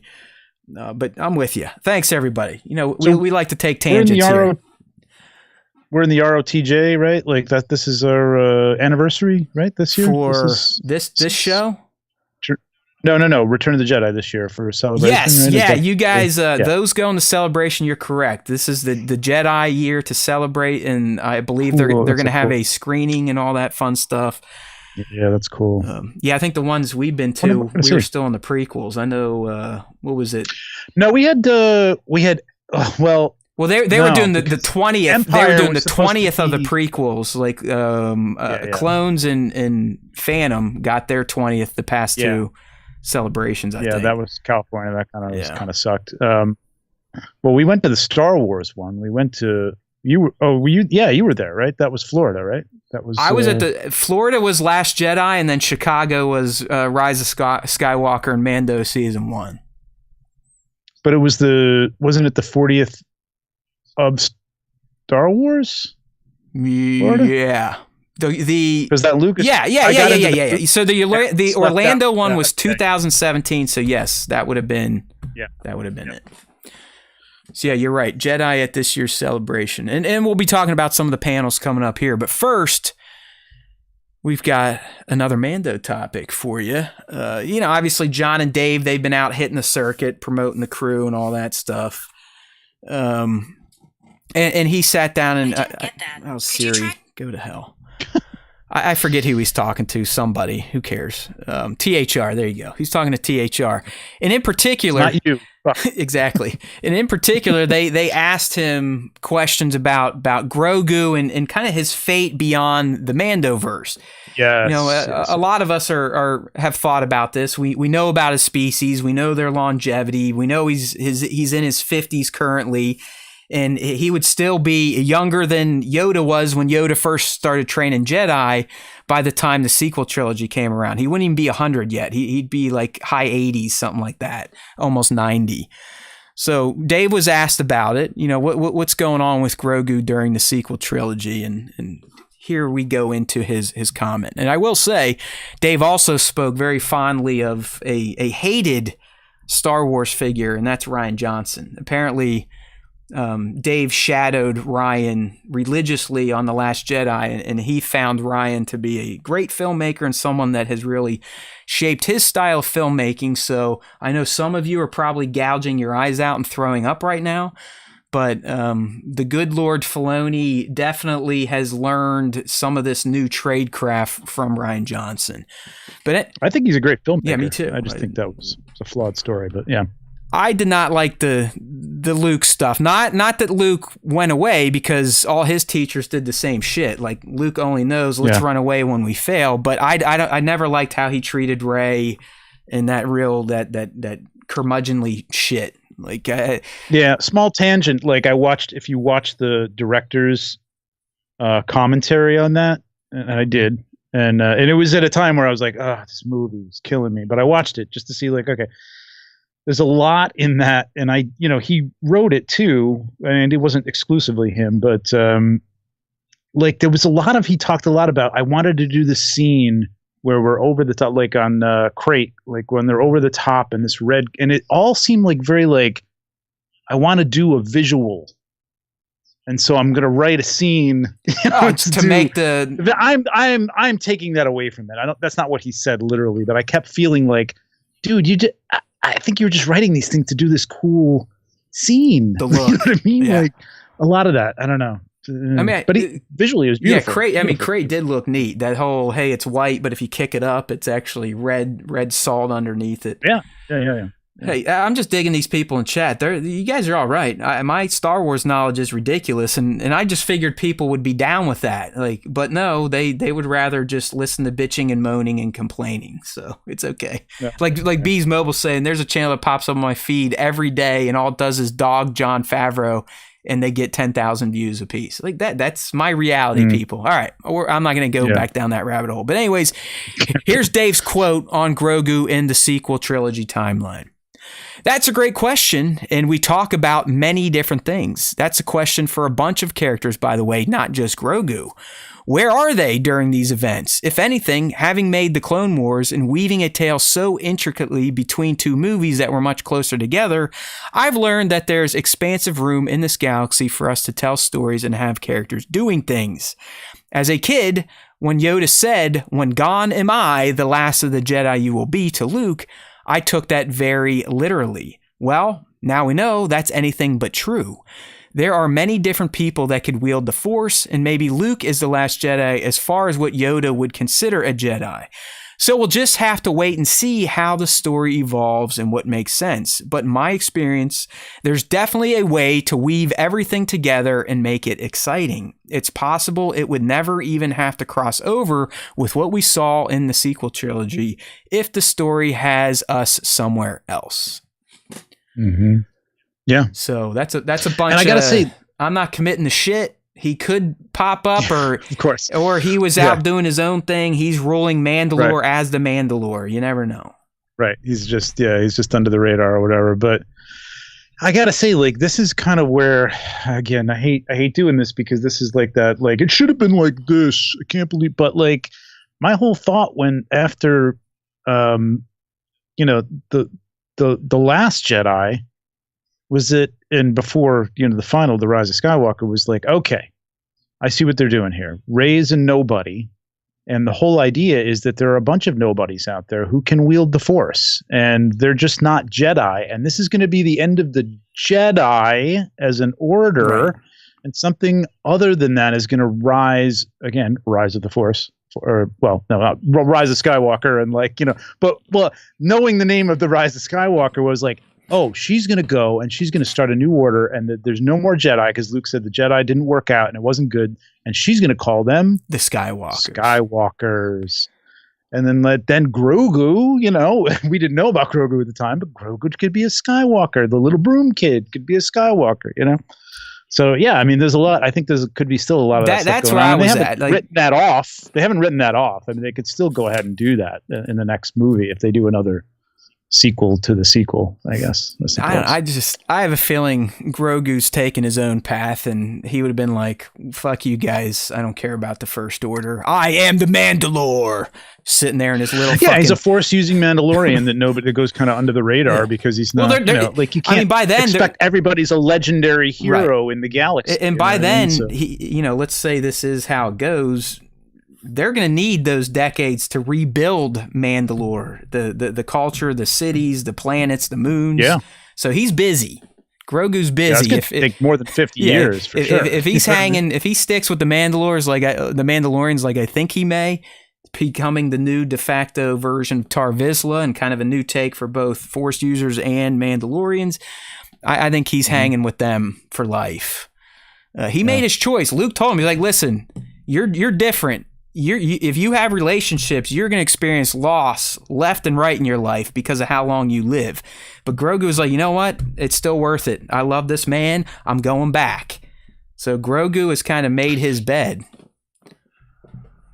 You know what? Like, thinking about that, like, let's say that does go the route of the end of the season, or the end of this whole story, and he, Din destroys the Darksaber, and then let's cut all this bullshit out. And we're all warriors, but we don't have to live constantly as in the state of war, or the state of, you know what I mean? And they kind of bring it round again to that kind of Satine, way of life, where they're, it's Mandalore, they're proud warriors, but we're not living like that all the time. You know what I mean? There's a little more pacifism. You could see in 100, 150 years, him being less.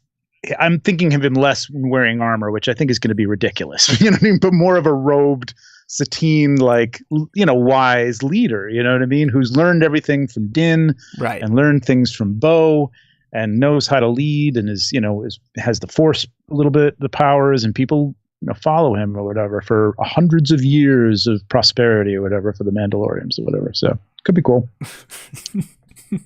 The chat's getting funny today. Sorry.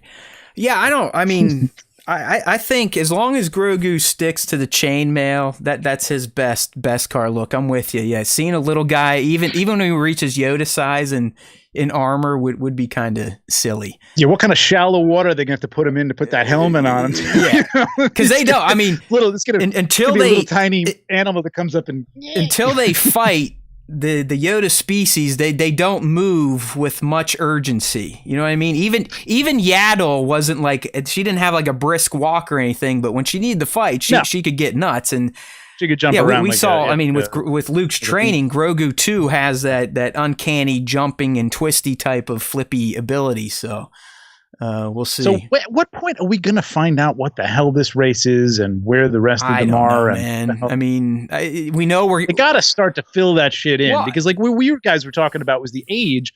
Like, is he kind of like a 6-year-old? But 6-year-olds speak, and then do they have some sort of growth spurt at like 100, where they're like they turn into like a 30-year-old? Yeah, they mentally age in like a day. Toddlers to like, whoa, hey. Well, I mean, without getting too much in the mental health and trauma, I think we can argue that due to what happened to him at the temple in those many decades where he was stunted, where he was probably being passed around from whoever to the point he ended up with a Nikto gang on Arvala 7. He very well, like some kids do, he might have just muted himself, gone mute, and like you said, he stunted his mental growth. Luke even said, like, listen, I don't know if it's more of me teaching him or him just remembering stuff. So it is like some people. Yeah, that was an interesting line. It's like, some kids that go through horrible shit, their brain almost subconsciously will wall all that off. Shut down all that stuff. Yeah, just completely kill it. And, so I think that's some of the reasons why. And it can manifest itself like mute, being, mute, not speaking, exactly. Grogu will have inflatables. Nice. You see him with like little wings. Just a little floaty. He's got his little floaty wings going on. All right, so yeah, there you go. Are you probably going to be reading Grogu's stories in the sequel trilogy timeline? If the money keeps coming in, maybe some comics. Yeah, who knows? I don't. I mean, I get it. I mean, it's not because I just don't read comic books much anymore. I do. I read some like graphic novels or some of the weird stuff, not Marvel and stuff so much anymore. And I know you do, but I don't know, man. I want to see this play out in a more visible way. I just don't want it to disappear and like, hey, here's some little side stories that were in a comic at one point that some nerds got to tell me about, or I got to watch your show for you to tell me about. You know what I mean? That happened with Grogu in 10 years when you're still doing this show in 10 or 15 years. No, I mean, it's like I said, it's it's something that probably will need to be addressed, just like we kind of highlight with the Bad Batch and Cody. It's like they need to resolve those characters, because we now have stories that butt right up and show us the future of some of those characters. So if Rex, Gregor, and Wolf are around, why wasn't Cody hanging out with them? Why wasn't Hunter in touch with them? So I'm with you. I understand what you're saying. Grogu is such an important character. He has these abilities. He's of this rare species that we know produce some of the greatest long-living Jedi of all time. So you would think, as a new threat arrives in the First Order and shit's going down and the galaxy's being terrorized a bit again, you would think a character like that would step up. But who knows? You never know. He could be pulling a Luke Skywalker. They were in one of those ships somewhere. There you go. Those thousands of ships were there. But do you think from standpoint of this show, forget about the future, or it is the future of the show, but like the near future as opposed to the far future. Do you feel they have to evolve this? Do you? I'm getting the feeling, like you said, some people were like, all right, I'm tired of the Grogu with the hugging of the little dudes and stuff. Like, don't they have to get to a point, maybe next season, maybe not this season, where it's like, okay, he's not, you know what I mean? Like, I think that's going to play out. It's going to play itself out after 3 seasons, man. It's going to be like, okay, let's move on a little bit from that. You know what I mean? I honestly think by the end of this season that their relationship will be a little bit more than coos and ka's and pointing and whatnot. I do think wearing that armor and jumping around. I think he's going to get more involved. And as I tease, I didn't read the direct spoilers, but everyone's like, listen, you're going to witness some Grogu growth in episode 2. What does that mean? Okay. Does he like fucking whip his thing out and pees on a toilet? I don't know. I don't know what that is. He talking? Does he go out on his own? Does he save himself? Picking up chicks at the cantina. There you go. What's going on? He starts drinking, getting some spotchka. You never know.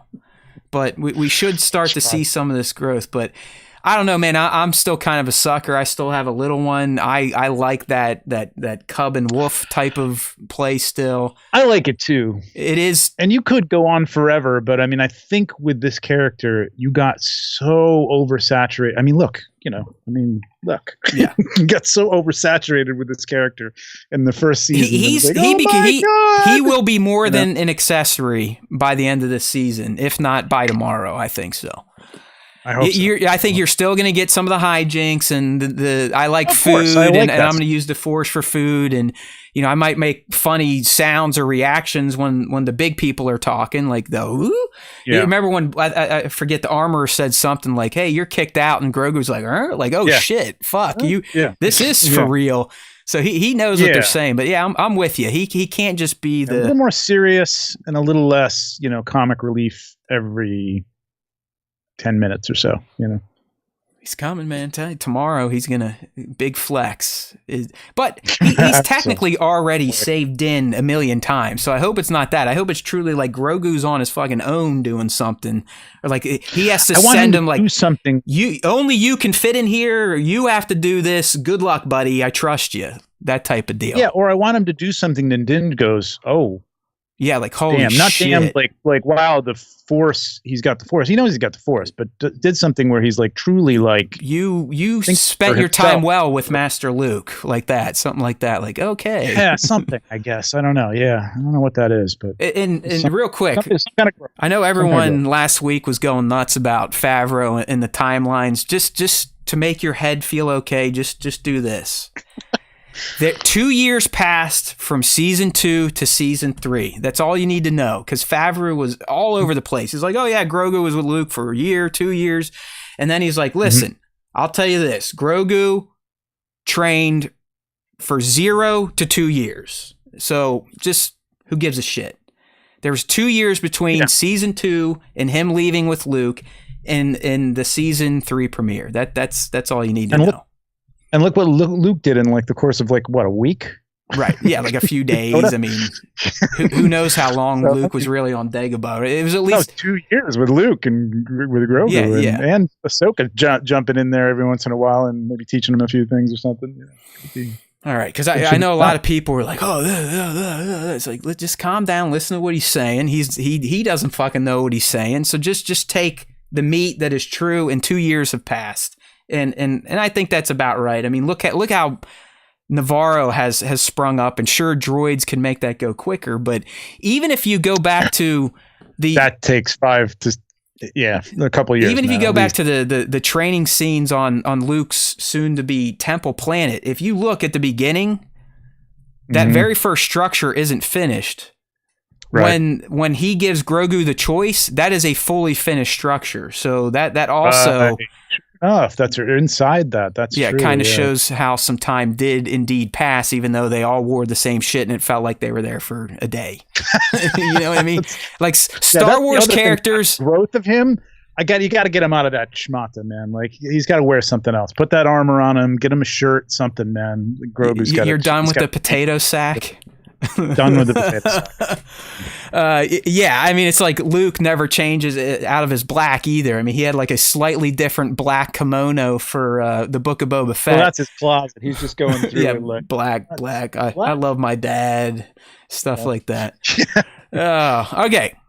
So, last little topic before this week's fan segment. I think this was just today. We got the first salvo of panels, Trevor, at Celebration 2023 going down Excel London in England across the pond. Our boy Tones is going to be there wearing a shirt, not a Star Wars Time Show shirt, although I should send him one. I think he's going to be wearing his Tones shirt. But we got the panels, and Trevor, you've been fucked over by panels. I think you've gotten lucky some years on panels. A couple of times, yeah. Is Reed Pop managing London? Yeah, they are. Yeah. So they're probably going to do the lottery system that they've used the last two. So real quick, we'll talk about that, and then we'll rattle off some of the panels. And there's some decent ones, and I think there's panels that give us some insights into what's coming down the pipe. But anyways. If Reed does do the lottery system, sadly, in my opinion, it's the best way to do it, but it still sucks ass. Okay, because you're probably not going to get the ones you want. Other people will, you won't. But at least you don't have to camp out in line for a day or 18 hours. Well, yeah. Here's my thought. So it makes more, like, first of all, from a safety perspective, and just for people who can't physically. I get it. There's fans who are incapable of sleeping on a concrete floor, for 12 hours or whatever. So, as much as I think like that's like, hey, you want to do it? This is what you got to do, man. You pay the price. That's how I got into the 25th or the 40th anniversary of Star Wars, and it was amazing. You know what I mean? It was great. I'm glad I did it. Glad I didn't just like, oh, you lost, or oops, you won. But it makes more sense. The problem is it's a mess. Like hooking your friend. Like if you go in a group, see, I usually go alone. It was me and my brother. That was it. Like that, and we even fucked it up the first year. Like I could have gotten into panels that he got into because we could have hooked up our tickets and we didn't. I remember that. So, like Chicago, you got completely blacked out of like all the good shit. Yeah, and then somebody came up to me and I was sitting there watching something on the Star Wars show stage or something like that, and they're like, "Hey, does anybody have these pins?" And I don't do the pin thing. I just, if they give you one on the way out of the panel, it's like, oh, okay. But does anybody want to go to the Mando? We can't go to the Mando panel. Does anybody? You want to trade? Like, I was the only person there. I was like, yeah. They're like, well, what do you got to trade? I'm like, well, I don't know. I got these pins. Like, their eyes lit up. They were like, okay, great. Yeah. I was like, fantastic. Yeah. Bye. Yeah, no, that's a good tip too. There, you definitely can barter because there are fans. I think you're talking about these. Are you talking about? If you can get a Facebook. Are you talking stuff like that? About the Star Tots? Yeah, it was those. It was the Star Tots. Yeah, so and stuff like that. These, they're you'll grab those when you can because they're gold. People only go to celebrations to collect these in the panels that offer them. It's almost like a treasure hunt. So he's not kidding. Yep. So yeah, you can barter for these too, but. Definitely sign up for the raffles. Definitely link your passes together. They should give you that option if you're going as a family. If you bought all the passes, just make sure all those numbers are in your raffle order. That way, like Trevor said, you all should get access. And there are overflow lines too for those things that you can get in. I got lucky with the Obi-Wan Kenobi one. That was great, but I have a feeling London is going to be somewhat locked down compared to the last one I went to. The Chicago one, in my opinion, was a fucking free-for-all. I mean, I was sneaking people into the main show that didn't have any badge. I mean, you could do whatever the fuck you wanted at Chicago for the most part. But I think did they clean it up for Anaheim? It was locked down in California. Okay, yeah, it was very locked. I think London.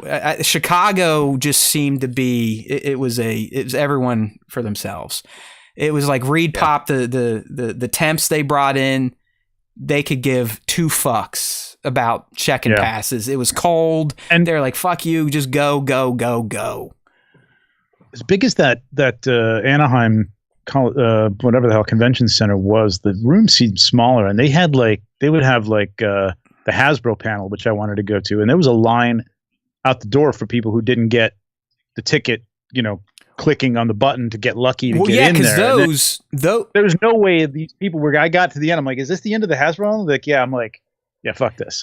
What Trevor's talking about, if you've never attended, those aren't even considered the big panels. You can't even enter lotteries for like the Hasbro stuff. You literally have to wait at the door when the times are posted. No, you can. No, they do a thing. You can pick two things during the day in the app. Okay, so they lottery those now. Yeah. You can say I want this and I want that, and then you'll find out maybe a half an hour before that you got in, or sometimes in the morning you get the thing. But I got to tell you, out of 4 days I was there, I think I got 2 of those. Yeah. You know what I mean? One of them I couldn't even get to because I was in another panel. Yeah, so these are more like the breakout rooms where you get into more of the niche stuff, like droid builders or the Hasbro. Right. I think they got one where they like act out Star Wars in 30 minutes or less. I mean, that type of stuff. Yeah. The big panels we're about to talk about, these are the mega ones, like the huge rooms that you would usually get to watch on YouTube and whatnot. And I've heard that there's going to be no live streaming from the London celebration. So. Yeah. Like, I don't know if that's a global blackout all day. They're not even gonna live stream like the fan stage or whatnot, but it sounds like it's going to be fairly exclusive to attendees at the London celebration. Yeah, which at that point, people are going to be, shooting the shit out of it, videoing the shit out of it. But here we go. Here's some of the panels. I'll kind of give you my 2 cents on ones that I think would be worth trying for, ones to avoid. The first one here, would definitely be one I'd be shooting for. This is the Lucasfilm Studio Showcase. This is going to be a hot ticket because this is where they're going to be essentially laying down the roadmap for film and probably Disney Plus.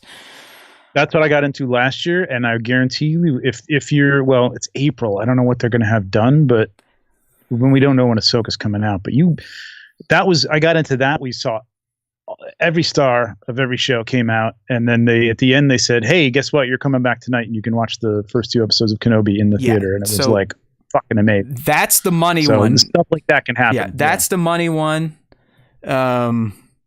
The second one here, there's a bunch of, that's just all the location. Yeah, the one I just talked about, it's going to be at the Celebration stage, streamed to the Galaxy stage, and streamed to the Twin Sun stage. So yeah, that is the mothership panel of this celebration right there. The Lucasfilm Studio Showcase. We got London Calling, designing Star Wars productions in the UK.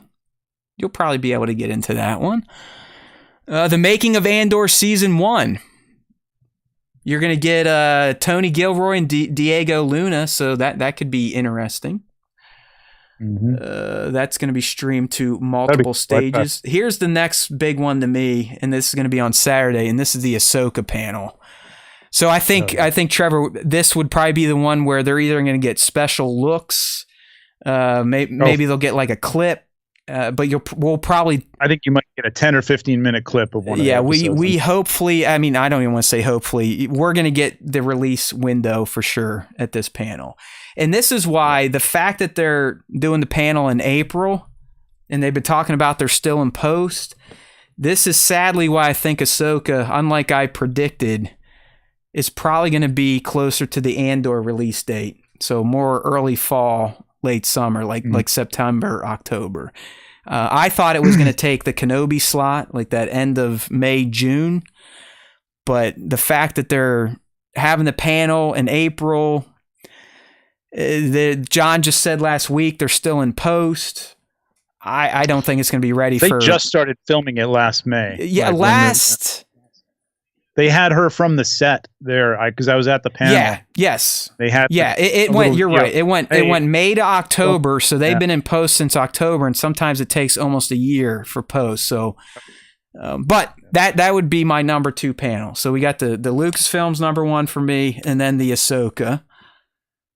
Bringing Worlds. Because at some point they have to introduce. I mean, they have Sabine, but they have to bring it. Well, we know who's playing Hera, but I don't think she was there on the panel. Was she? No, the only official Ahsoka cast members are Natasha Liu Bordizzo as Sabine and Rosario Dawson as Ahsoka. That's it, right? So at some point they have to bring out Hera. That'll be it. It'll be that panel. I bet. I bet they bring out the main cast for sure, like they did at the Mandalorian panel back in 2019. Yep. You're right. Yep. So that's why I think that's going to be a big one for sure. Bringing Worlds to life, the concepts artists at ILM. The High Republic. I don't know. I mean, this thing's really caught on, and I have not dove deeply into the High Republic at all. But I read The Light of the Jedi. It was pretty good.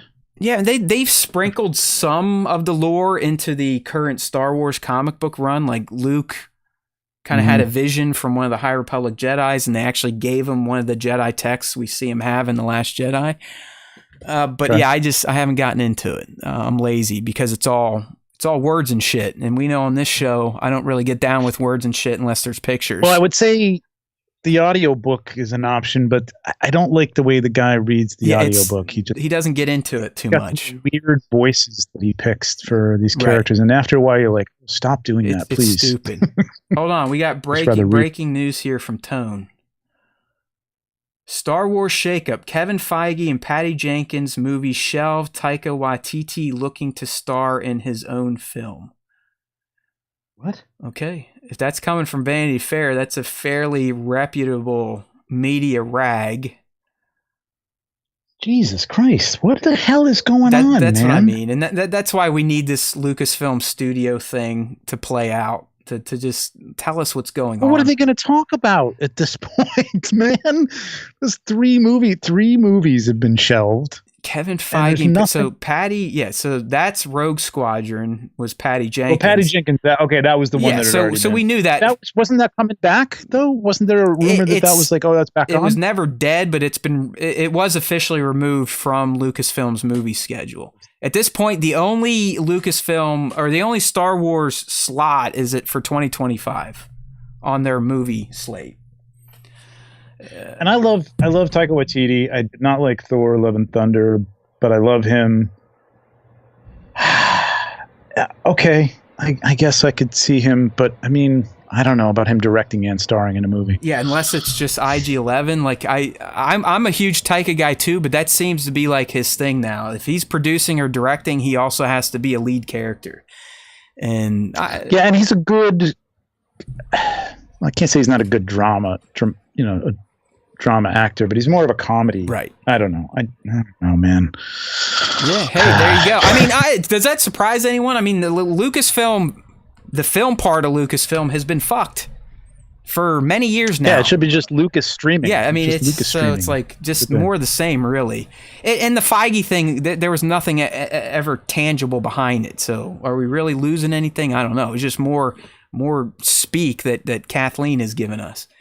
So, oh well. If anything, Tones, anyone going there, like I said, if you get in that Lucasfilm Studio showcase, that whatever comes out of there, that's it. That's the roadmap. So, not Vanity Fair, but Variety, but Variety is as reputable. So, I think it's up there for sure. I mean, they definitely have. I mean, it's the industry rag. Yeah, it's not fucking Mike Zero or some of these other people just putting shit out there. Exactly. Yeah. So there's probably some truth to this, but to me, it's just the same clusterfuck we've been talking about for years now with Star Wars movies. It's a shit show. Someday I would love to hear, when everybody who's there is kind of gone. I don't know if you ever get an honest answer, but from somebody, I want to hear what the hell is going on back there, man. Because it's crazy. It's like, hey, let's announce these two guys that we just talked to for a half an hour, and we're gonna do Star Wars films, 3 of them. They're like, nah, we're not gonna do that anymore. It's fucking crazy, man. It's crazy. Like I don't know how that stuff is. Words can affect stock prices. Sign a contract and then do a press release. Fuck the contract, dude. Get the damn script written and approved. Then announce it. Cast. Yes. None of this. These writing deal bullshit. Filming and then talk about it. Motherfucker. Fucking let somebody leak it out that they saw a film being made over in London somewhere. You know what I mean? That's the Millennium Falcon. Something's going on. At this point, I don't believe anything Star Wars. I mean, it's just everything is the rug is constantly going to be pulled out from under us. So unless it's a Disney Plus show, just don't believe it. It's not going to happen until you see it. Okay.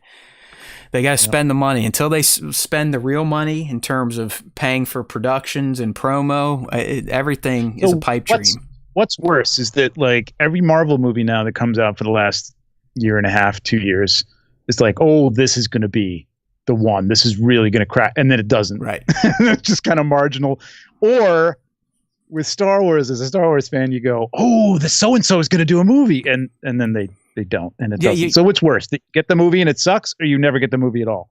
That's a great question, just off top of my head, because I like having definitive opinions. I would rather get a movie that isn't the best versus having my balls tickled constantly. Yeah, I don't know. I don't want to see bad stuff come out, but at the same time, don't fucking say anything unless you got it in the bag, man. Yeah, it's I know. Weird. Man. You got to start shuffling. For Disney. This is Disney. This isn't like, New Line. Oh, even New Line is like, it's not like some rinky-dink, startup. It's like fucking Disney. It's wild, but oh well. Back to the panels. As we talked, Trevor guessed it. There's going to be the 40 years of Return of the Jedi. So that's an actual panel, and I'd imagine there'll be a viewing afterwards. That's typically how they do it.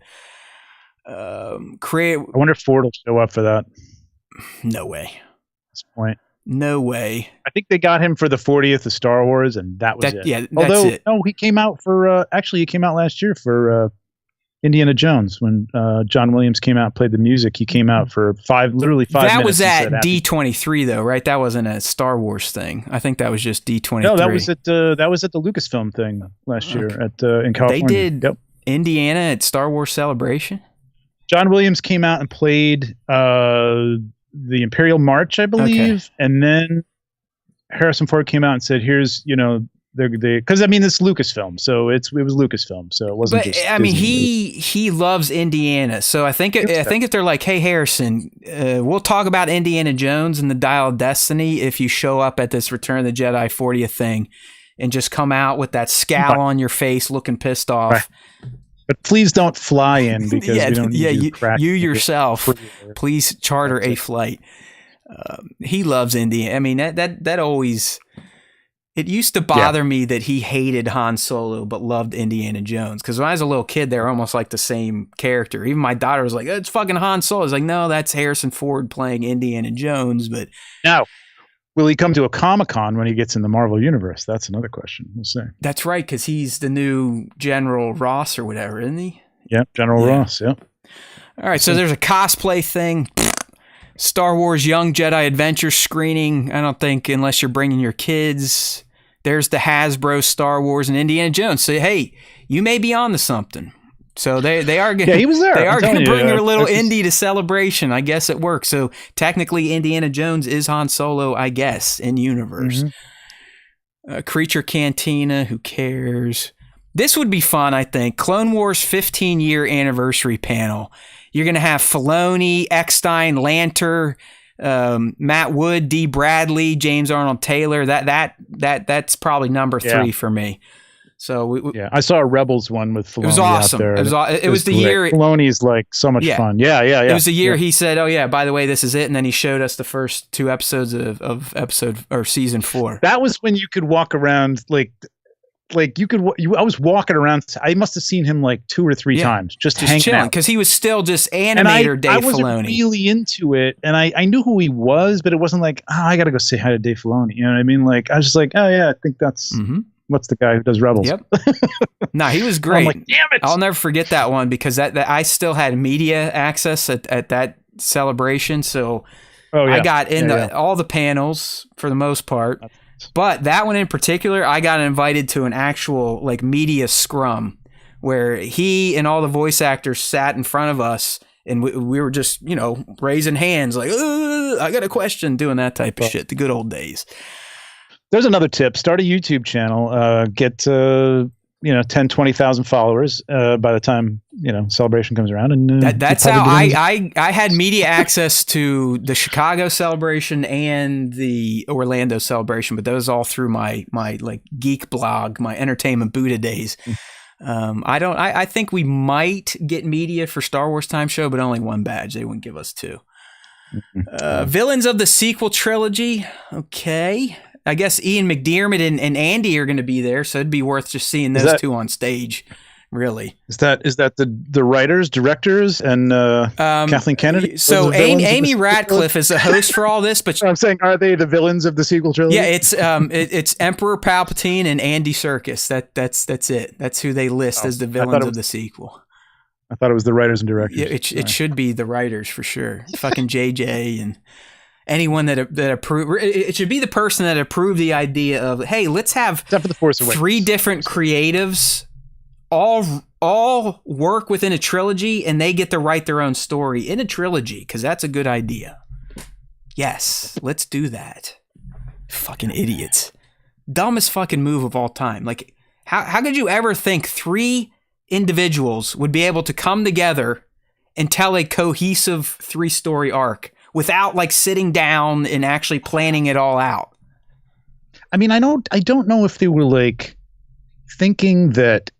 I mean, that was all still George, but I mean, if you really look at the OT, George didn't really have things planned but out. He was the main writer, though. Like, he was the voice. I know Kasdan helped him and whatnot. You could always go back and you could get a definitive answer, even though there's holes in his of course, but world building and stuff too. He kind of, once he knew this was a moneymaker and he could turn it into a trilogy, he was involved in the story. What I'm saying is, in the sequel trilogy, they're like, hey, JJ, you write the first part, Ryan, you write the second part, and Colin, you write the third part, and none of you have to talk to each other.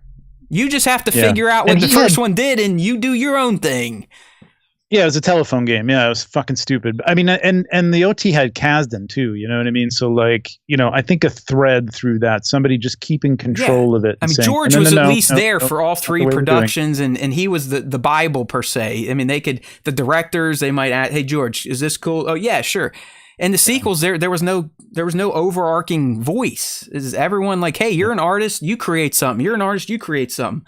And I'm not going to blame any 3 of the individuals. It's fucking Bob and Kathy. They're the ones that made that choice. I don't like dumping on Kathleen Kennedy, and it's not a matter of, she's a woman, whatever. But I mean, like, I've seen her in other interviews in the past. Like, did you watch the ILM thing on Disney? Dude, that was great. Kennedy is one of the biggest players in Hollywood of all time. Like, she's like Spielberg, Lucas. She is their hero. Like, Kathleen has brought a lot of great movies to us throughout the decades. But she does feel like one of those inside baseball Hollywood players, you know what I mean? And I think you can get to a point in any industry like that where you're like, hey, like you do something like, let's let these directors, we pick some great people, and I know what I'm doing. So I pick, getting a little too smart for her. Let's have them play their own sandbox. It'll be new. Like, It'll be creative. No. And let's not have the 3 main characters everybody grew up and loved ever meet on screen. Right. You know what I mean? Like, no. Yeah. No, just odd. Anyway. Oh well. All right. Continuing hyperspace stories. Dark Horse Comics returns. Nah. Look back at Obi-Wan Kenobi. This is probably number 3 or 4 for me, only because Ewan and Hayden are going to be there, and the little one Vivian's going to be there. I think that's just going to be a good conversation. And there'll be some talk about the next season of that one, sure. This is funny here. Funko collect across the galaxy. Did anyone see the new story about Funko? Collect across the galaxy of garbage. Oh my goodness, bins. dude! Isn't that? I mean, I saw this years ago, and it's why I got out. Oh yeah, because me too. Brian Mariotti, their CEO. If you look at him, he looks like he flies high and loose. Like I'm not saying he does stuff in his spare time, but he looks like he parties and lives by the seat of his pants. Smelling a lot of vinyl plastic. Yes. Okay. You've seen him before then. And don't get me wrong. I love Funko. I got in ground level. I mean, I was there 2010 when they first started. They would pop. Yeah. There you go. And it was when it was only relegated to Marvel, DC, and Star Wars. But then as it became popular, this dude was buying every fucking license under the sun. You get a pop, you get a pop, you get a pop. This show gets a pop. This person gets a pop. Their mom gets a pop. Their pet gets a pop. And it became ridiculous. And the story we're talking about, Trevor knows, Funko has so much inventory on hands, $30 million worth, that they are going to ET it. And by ET it, I mean, just like Atari had to do, they're going to go to a dump, dig a fucking hole, and literally bury $30 million worth of Funkos because no one's buying them. Well, that and it's cheaper to just get rid of them than to store them. The warehouse which is insane. Using. Like that shows you how fucked up accounting gets in the world. Like But how do you get so far? I don't know, man. They've tried the different things like that soda and stuff like that. And like, it's kind of a one-trick pony. And you had to see a point where this was going to come to an end. I mean, hello, Beanie Babies. I mean, there's a whole documentary on it right now with the ridiculousness that people got into with that. And it's the same freaking thing. And there's as many of them as more than there were of Beanie Babies. You can get a John Stewart pop. I mean, I'm talking about Green Lantern. I'm talking about the guy that's what I'm saying. Like Daily Show and like everybody under the sun. It's why has a fucking Funko Pop. I mean, outside of you motherfuckers getting me into Black Series, and then you specifically the Hot Toys. The main reason I got out of Pops is because it wasn't becoming unique anymore. It wasn't specialized. It was. Like, as Trevor said myself, every license got a Funko Pop. Serial characters were getting fucking Funko Pops. Regular people, it just they lost their luster. And hopefully this doesn't kill any of the value I have on my Star Wars Pops, because I know there's still nuts out there that are going to pay the big prices. But when this starts happening and companies start having to do this, they may not be long for this world. So watch out. I told people years ago, like, when every time I heard somebody like, "Ooh, I got one that's worth like $500," I'm like, sell that shit, man. Unless that means something to you personally, if you're holding on to it because it's going to increase in value, it is not. You know, maybe $100, maybe $50 it will, but you got to play the stock market with that shit, man. You got to get rid of it. It might go up a little bit after you sell it, but eventually that thing's going to go. You're going to find it in a bin at a garage sale somewhere for 5 cents a piece. There's probably. Like, I would say out of all the lines, 50 to 100 Pops that are still considered like grails that you can't find anywhere. They were early, like 2010s.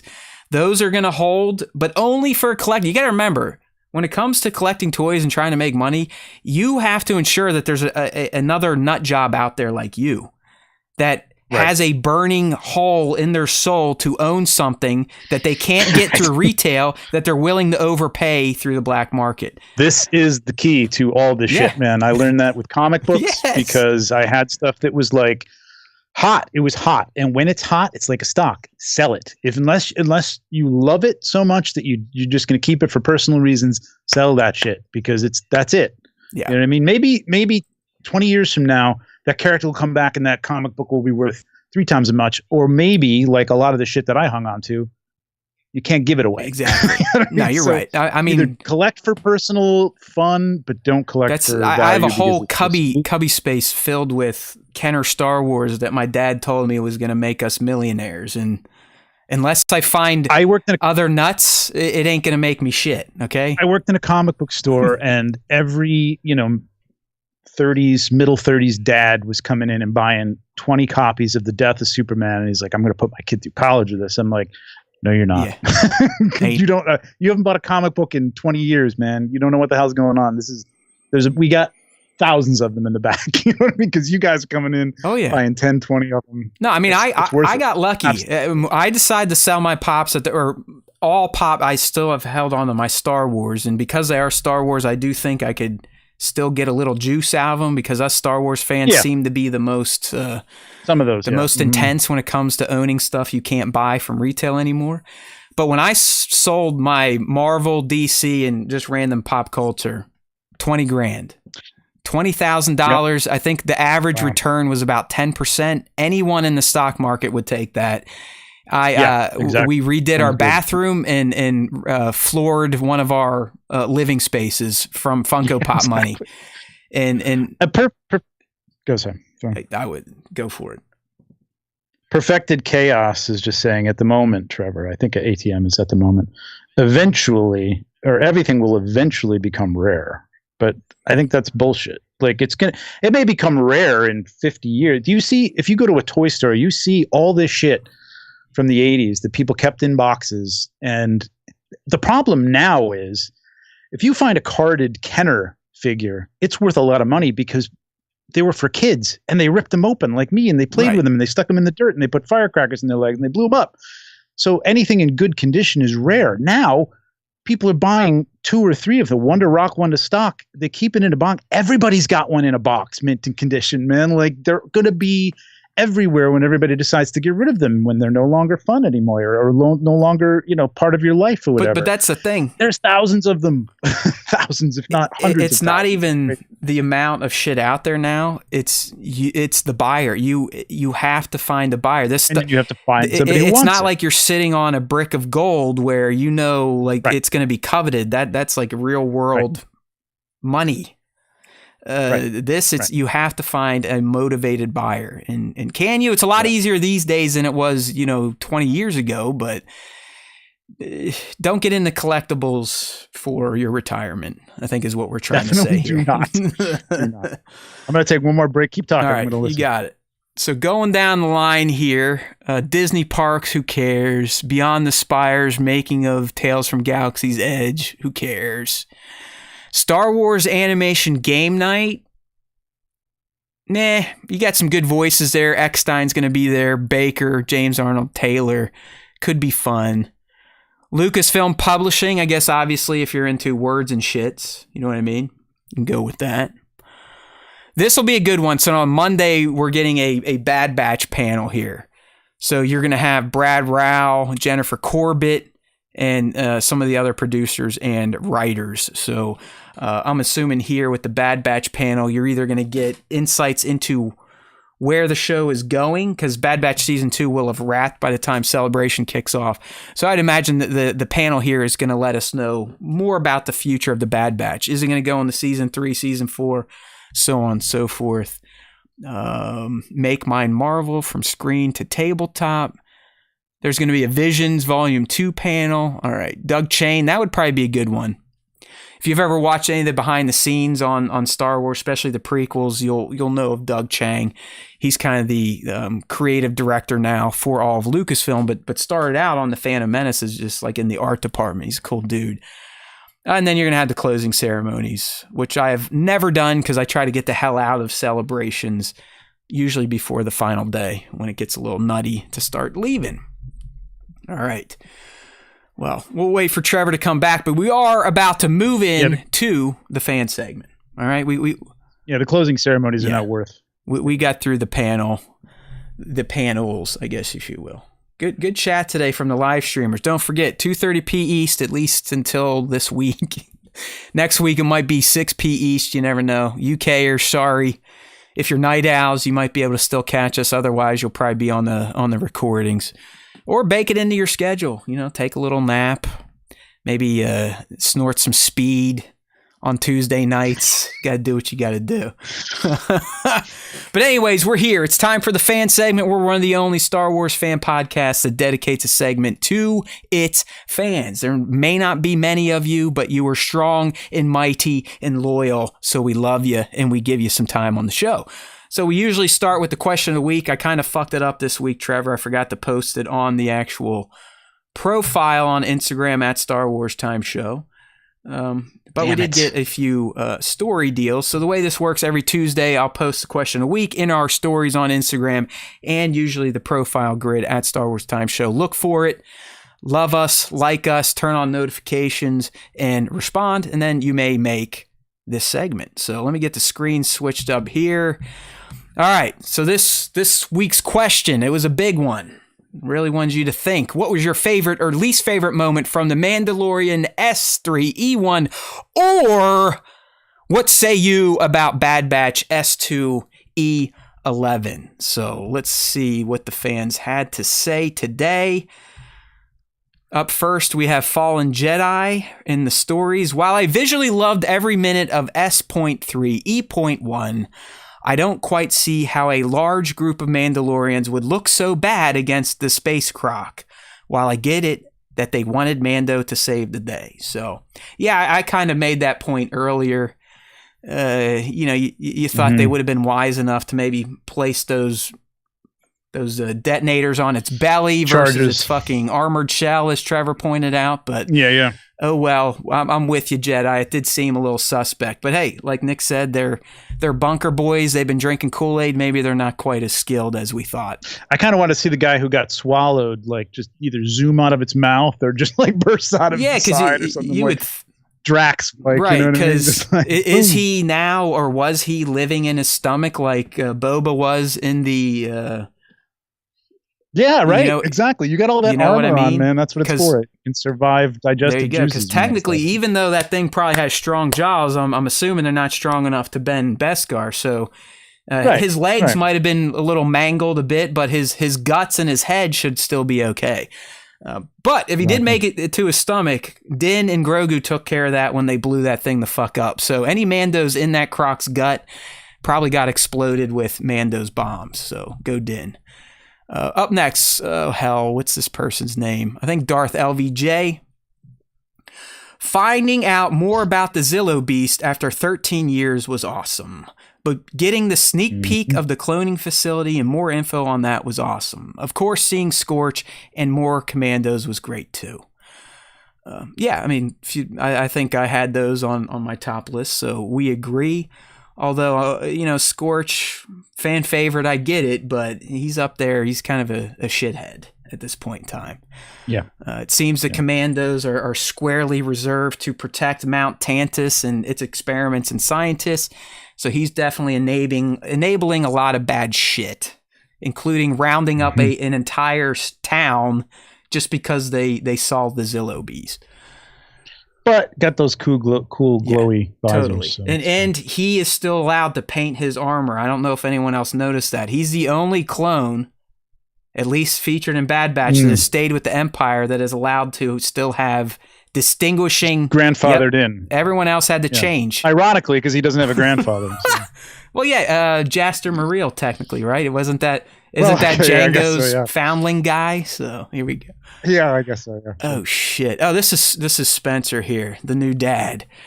I actually really enjoyed the part of the Bad Batch episode where, after being told that the crew was eaten by the Zillo Beast, Omega quietly whispers to herself, "It ate the crew?" with terrified concern.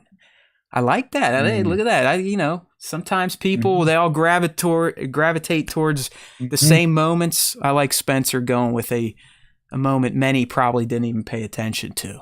Dig it. Rippick Tan always is good for a question of the week response. 2 great episodes from 2 different SW shows. So dope. But is it too much to ask to release different shows on different days? I'm with you. The Zillo Beast cometh. The aliens parallel was awesome, and Din taking out the pirates in the asteroid field was very Batman-like. I think someone else said that in this chat, so a few people. 2 different days, but it's only a little bit over an hour worth of time. So it's really not that bad. I mean, me personally... It'd be different if there were 2-hour shows, 2 1-hour shows. It would be a different story. Personally, I would like it just to break up the slog. Well, for you, to break up the you don't want to have to write. But you other people, I don't know. I don't feel bad at you at all getting 2 great Star Wars shows on the same day. So suck it up. Suck it up. Just kidding, Rippick. We love you. Up next, our boy Tones. Okay, Mando, absolutely awesome opener. Not as good as the season 2 opener though. Initially thought that the armorer was making a helmet for Grogu, but loved how that panned out. Loved the space whales and how that will tie into Ahsoka. The asteroid dogfight was movie quality and so good.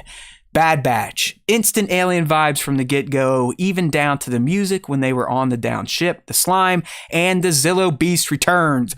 Awesome episode. More Tantus finally. Jeremy Rayner lookalike as Dr. Hemlock. What a week for new Star Wars. Heart on fire emoji. Thank you for your enthusiasm, Tones. We speak your name. And then finally, our buddy, longtime fan, Scion XTC. What a way to kick off the new season for Mando. My favorite moments had to be seeing all the new Kool-Aid drinking Mandos lined up for the ceremony and seeing them fight the giant croc creature. Also seeing the Anzellans and how much Grogu loves them. All right, good stuff there. Yeah, the Kool-Aid. It would have been funny. It would have been funny either way because of it's that group. If this is the children, if the helmet had come into play, like either it saved one of them because it crunched down in between two teeth, and it's like that's why you always wear your helmet. Or see, this is why we got the Creed, motherfuckers. That's right. Or it tripped them up and it fucked them up in some way. You know, like they couldn't see something coming or whatever. Like it would have been. Well, some other people, there were memes like, so I guess you probably know there was like an old toy Boba Fett helmet that had a really wide visor to it that bothered everyone. And now if you look at the little kid Mandos, all their visors are wide like that. Yeah. So it's like they know. Starter and that's kind of where I was at. They know it's like, okay, these are little kids. They're about to lose all their peripheral vision. So instead of making it extremely hard, they give them a little bit of leeway. And then when they're older, they get more of these slits. They run like morons, so without watching, so they need to down. Yeah, they're like, well, we tried the slit version, but the kids just kept running into each other, and we couldn't get anything done. So, especially when they're playing soccer, they got to see the ball, So they're like, dink, dang, dunk. Everyone's falling over. There's yellow cards going left and right. What if they're Mandalorian sports where they have to wear those helmets and like they actually come into play? If they did play a sport, I'd imagine it's probably more like lacrosse. You know how the Native Americans invented that? It's pretty raw, warrior-like. I'm guessing Mando's their sport is probably borderline deadly. Brutal. Exactly. Yeah. People probably don't come back from some of those matches. That's right. Cloud, good question here. If I you was want to get into, gonna bring that up. I was going to say probably just the final season of the Clone Wars, even maybe just 4 episodes of the final season, because that's where they're officially introduced into the Star Wars canon. Is it in the final season? Yeah, I thought it was the season before. No, it's in season 7. I mean, they were supposed to be in previous seasons, but then Disney bought it and Clone Wars got shelved for a bit, and that's why we ended up with that weird season 6 called The Lost Chapters. I'll be honest, like maybe it was watching the Clone Wars. Maybe if you come into it a little colder, like Cloud, like I didn't like them at first. I thought like this is really contrived, and the fact that there's these. Well, yeah, there are kind of like hut. We're the shit, but they like have different voices, whereas everybody else like, how did this guy look? Really skinny. He's a clone. Like, what happened? You know what I mean? I get shit can go wrong. That's the whole premise of it, and it's kind of cool. But then, like, hey, let's put them all together and let them become this, team. It's like, but I'm over it. It's cool. Yeah, so that's where they get introduced. Like I said, it's a great final season. You should probably watch the whole thing, but I think it's 4 in particular that are dedicated to the Bad Batch. You said there's a list of things you should watch with Clone Wars. Like, I think the whole last season is. Uh-oh. Where did Trevor go?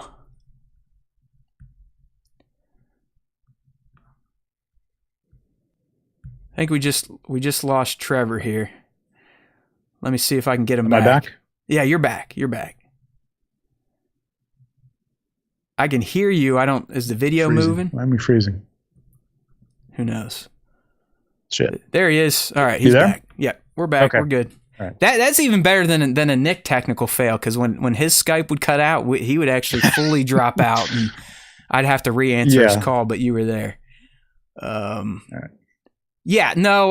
What we were talking about things to watch. So I'm saying, is there? You said there was a list. You mentioned a list of like certain episodes, like 12 episodes you should watch throughout the. Because there are a lot of filler episodes on the Clone Wars. But like, I think if you go in the last season cold, you won't know. I think Cloud's just talking. I want to get ready for Bad Batch and Bad Batch only. That's why I said just the final season of Clone Wars, because that's where they come into play. All right. Yeah.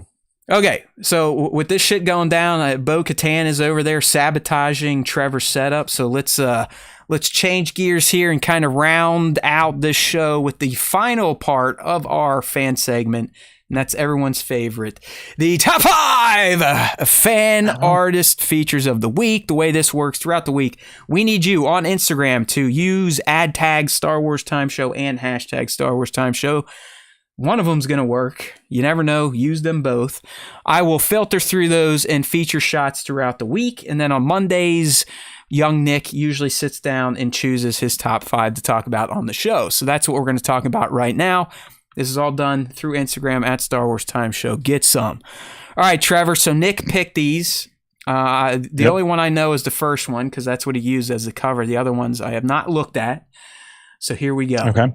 All right. Up first, we have a pretty sweet Quarren custom from Centerpoint Studios, and they're kind of created and crafted in the scene, Trevor, I think you would agree, to recreate that moment from The Mandalorian Season 2, Episode 3, when he books passage with Quarrens and they try to fuck him over. But great looking alien head sculpt, if anything, right? Like that. Really good looking. Yeah, good paint. Legit even sculpt. Just the simple background kind of keeps the feel of that overcast look that they had there, and the open seas and the fog is really nice. That sells it. I don't know what the post is behind his head. I guess that's part of the ship. I might have moved that over a little bit, but man, I love the way he's got them dressed. And, I mean, this totally works. Like the one he's got, the cap, the hat, like the Jaws captain wears. You know what I mean? What's his name? I forget his name. The old from Jaws 1, the guy like, we're gonna need a bigger boat. That guy. So. Yes, totally. But yeah, I'm thinking this is a mix of practical and digi. I think the background is from the actual Mandalorian. Like capturing their mast, and then Centerpoint layered in some printed barrels and a rope to kind of make those mesh together. But yeah, it's a great. Centerpoint has some of the more choice looking custom head sculpts out there. Painted customs, good paint for sure. Cool. Up next for you Lego fans out there, a longtime friend of the show @Tong Wars, one of the best Lego photographers out there. We got a nice little practical setup. Tong's got his, what is this? Is this the 220th or the 222nd? I forget Cody's division. I'm a son of a bitch, but looks like we got some weathered clone troopers out there with Cody leading them. You've shot Legos before, right? Yep, they're a pain in the ass. I was going to say, do you? He's doing this outside, and like outside is even worse because you really can't control your light. I mean, here he's got things pretty much in shadow, which is a great way to go. With just a little bit of light. I like what he's got going on with the light peeking just through those little things in the back and lighting up the characters in the back. But I mean, it's difficult, man. It's a difficult thing to shoot because they're so shiny. They've got a lot of edges and stuff. Yeah, so that's why you're not the Lego 6 shooter. You're the 1/6 shooter. Exactly. Right. Yeah, so this is @Tong Wars, great Lego Star Wars account, Lego photographer. Check him out on Instagram. Moving on, and I think we got Paul here in the chat. Here's the latest from a many-time featured account on this Star Wars Time Show. We're talking about @SouthP24.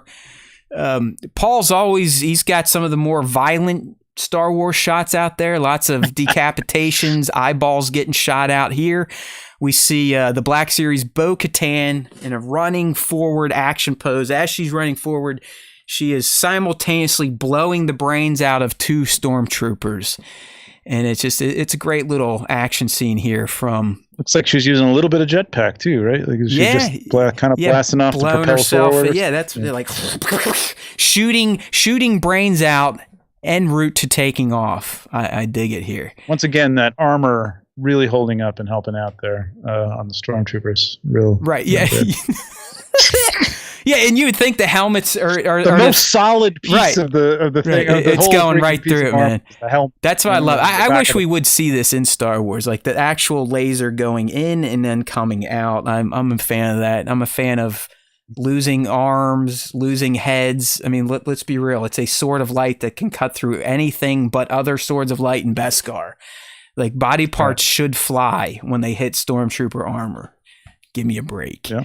But it's for kids, right? This is all for kids, right, George? But that's at SouthP24. One of my favorite accounts. This dude cooks up some killer custom 112 Star Wars figures, like Mezco 112 collective style Star Wars figures. Definitely a talented, really, beyond just shooting the toys. Nice colors, nice focus. Yeah, you know what's nice. the best about simple, this? I mean, composition's straightforward, but like really, really nice. It's good. I think South P does all this on a like smartphone or an iPad in terms of the editing. Like, it's not in Photoshop and stuff like that. This is all app based. Yeah, the blasts in the front could probably use a little bit more less detail to be blown out, because if you look at the focus. But other than that, I mean, it's a minor quibble, man. The rest of it is really, really nice. Yeah, and it's still all. See, I always like when Trevor's here for the top 5, because he also provides constructive criticism. Like, Nick and I, we're too dumb to do that. We're just like, it looks neat, it looks cool. But Trevor, in a good way, is, I think, giving solid advice to anyone that's in this hobby that wants to do this. So they're all fantastic shots. But if you want some tips, he is a pro.